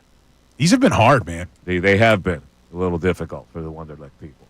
All right, so guess the lineup. My guess tonight against the left-hander Robbie Ray is your pitcher for the San Francisco Giants. He's been around for a while. Sometimes tough to hit, sometimes meat. I believe that Sosa is in the lineup tonight playing second base. So you got Stott on the bench. I think Stott will sit tonight. I think Kepler, who is swinging a hot bat a little bit, will be their left fielder, and Rojas will be in the lineup tonight playing center field. So my two changes there, they add two righties into the lineup. Kepler stays, but they add Sosa at second base, and they add Rojas in center field. And that's your lineup for tonight. Who's behind the plate? JT. So you got JT behind the plate tonight, and he, even though Nola has pitched to Marchand, I believe JT with a hot bat will play tonight and then take off tomorrow's afternoon game. Okay, I'm going out a little bit different. I'm going to go out on a limb here. Who's your leadoff hitter tonight? You got Trey? I don't know. Against a lefty? I have no idea who the leadoff hitter would be. I punt. All right, so I'm going to go a little bit on a limb. So I think it's going to be Trey Turner leading off. Bryce Harper batting second tonight. Bohm back up in the lineup. I think they're going to move Bohm back up to the 3 spot. We'll see if he does that. Schwarber cleaning up. I think that you're wrong on them sitting down Bryson Stott. I think Stott has been hitting the ball well. They want to see him do it against left-handed pitching. I think Stott's in the lineup again. I agree with you that Rojas will be your center fielder tonight. Marsh will be on the bench against a lefty. And I agree with you that Kepler's still in the lineup in left field. I don't think he puts Sosa in the lineup tonight. As crazy as that may be, I think he keeps Stott. Oh, he hasn't played Sosa in a few games now. I'm telling you, he's back in. You're not going to sit here very long. Well, because if you look at it, though, you're not sitting Kepler tonight. I know you hate the idea of Sosa in left field, but you're not going to sit Kepler, who's been swinging the bat well. Do you really want to sit Stott, who's been swinging the bat well? So I don't know where you put Sosa. You're not going to sit Bohm down. Sosa's playing second base tonight. Stott's on the bench against the lefty. You could be right. I just don't necessarily love it. All right. I think Stott's been swinging the bat. Let him swing the bat. Let's go to the phones. We got Drew and Conshohocken hanging in there. Drew, you're on 97.5 The Fanatic. What's up, Drew? Mike, I want to say this is one of the funniest shows I've listened to in a very long time. You are so right about Bryce Harper. He plays us like a fiddle. This town, we love hearing that we are the best fans in the world, and he's just... You're so right about this. All this being said, Bill, I wish... Go ahead, I'm sorry. I was going to say, Bill, I wish you were a little bit nicer towards Bryce and towards Mike. Me? Yeah. I'm the one that needs to be nicer. Between the two of us, I'm the don't get me wrong here, Drew. I appreciate Bryce Harper as a player, but this is a completely different conversation. He has cultivated immunity by pandering. Oh, it's so bad. I mean, look, I love him as a player, but man, like, take off that Fanatic bandana. I mean, I've had enough of the Fanatic stuff. I've had enough of the Fanatic stuff. It's childish.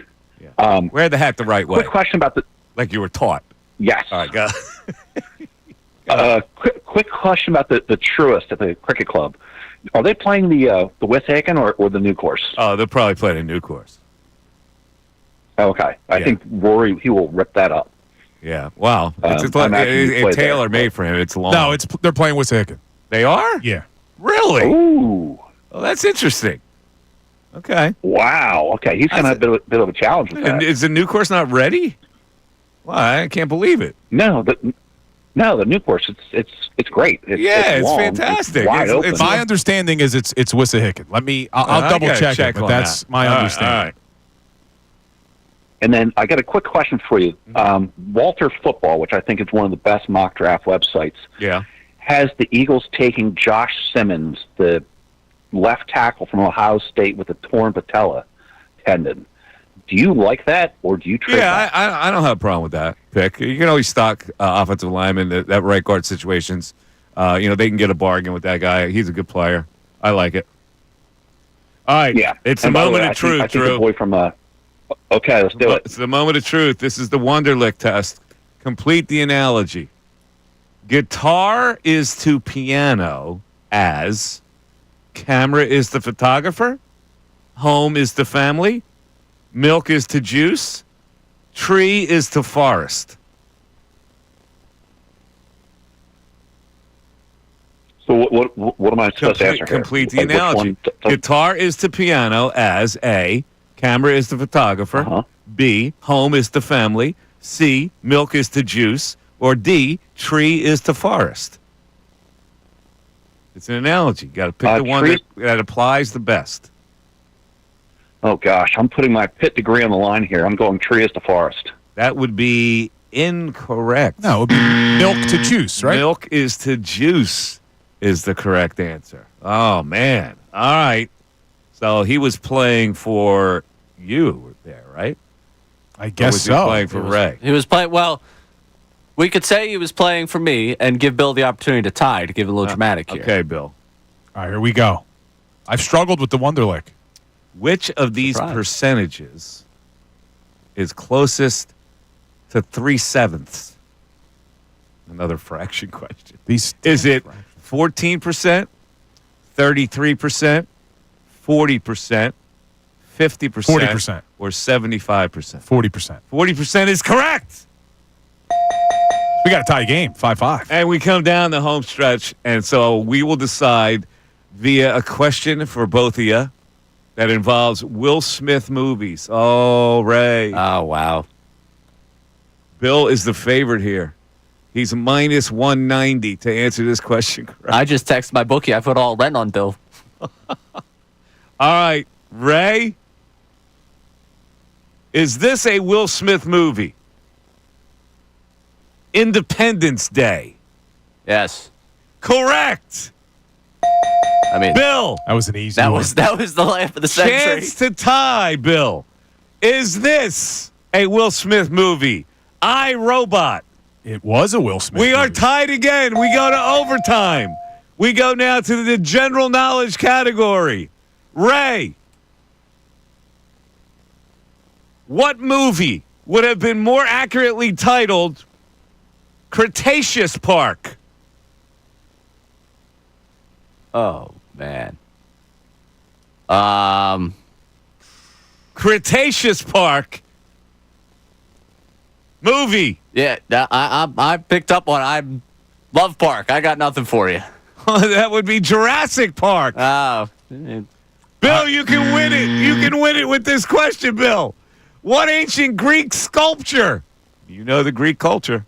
What ancient Greek sculpture has famously lost her arms?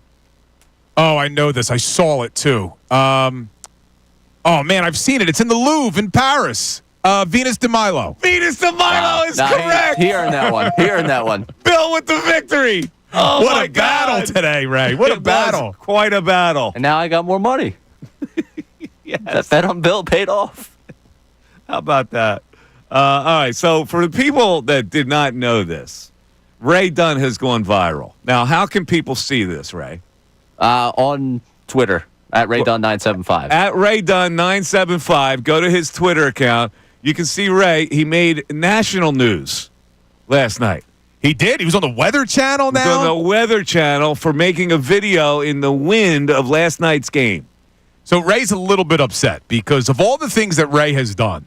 He does play-by-play for Temple women's basketball, play-by-play on ESPN Plus. He's on the Mike Missanelli show. He hosts weekends here. Yep.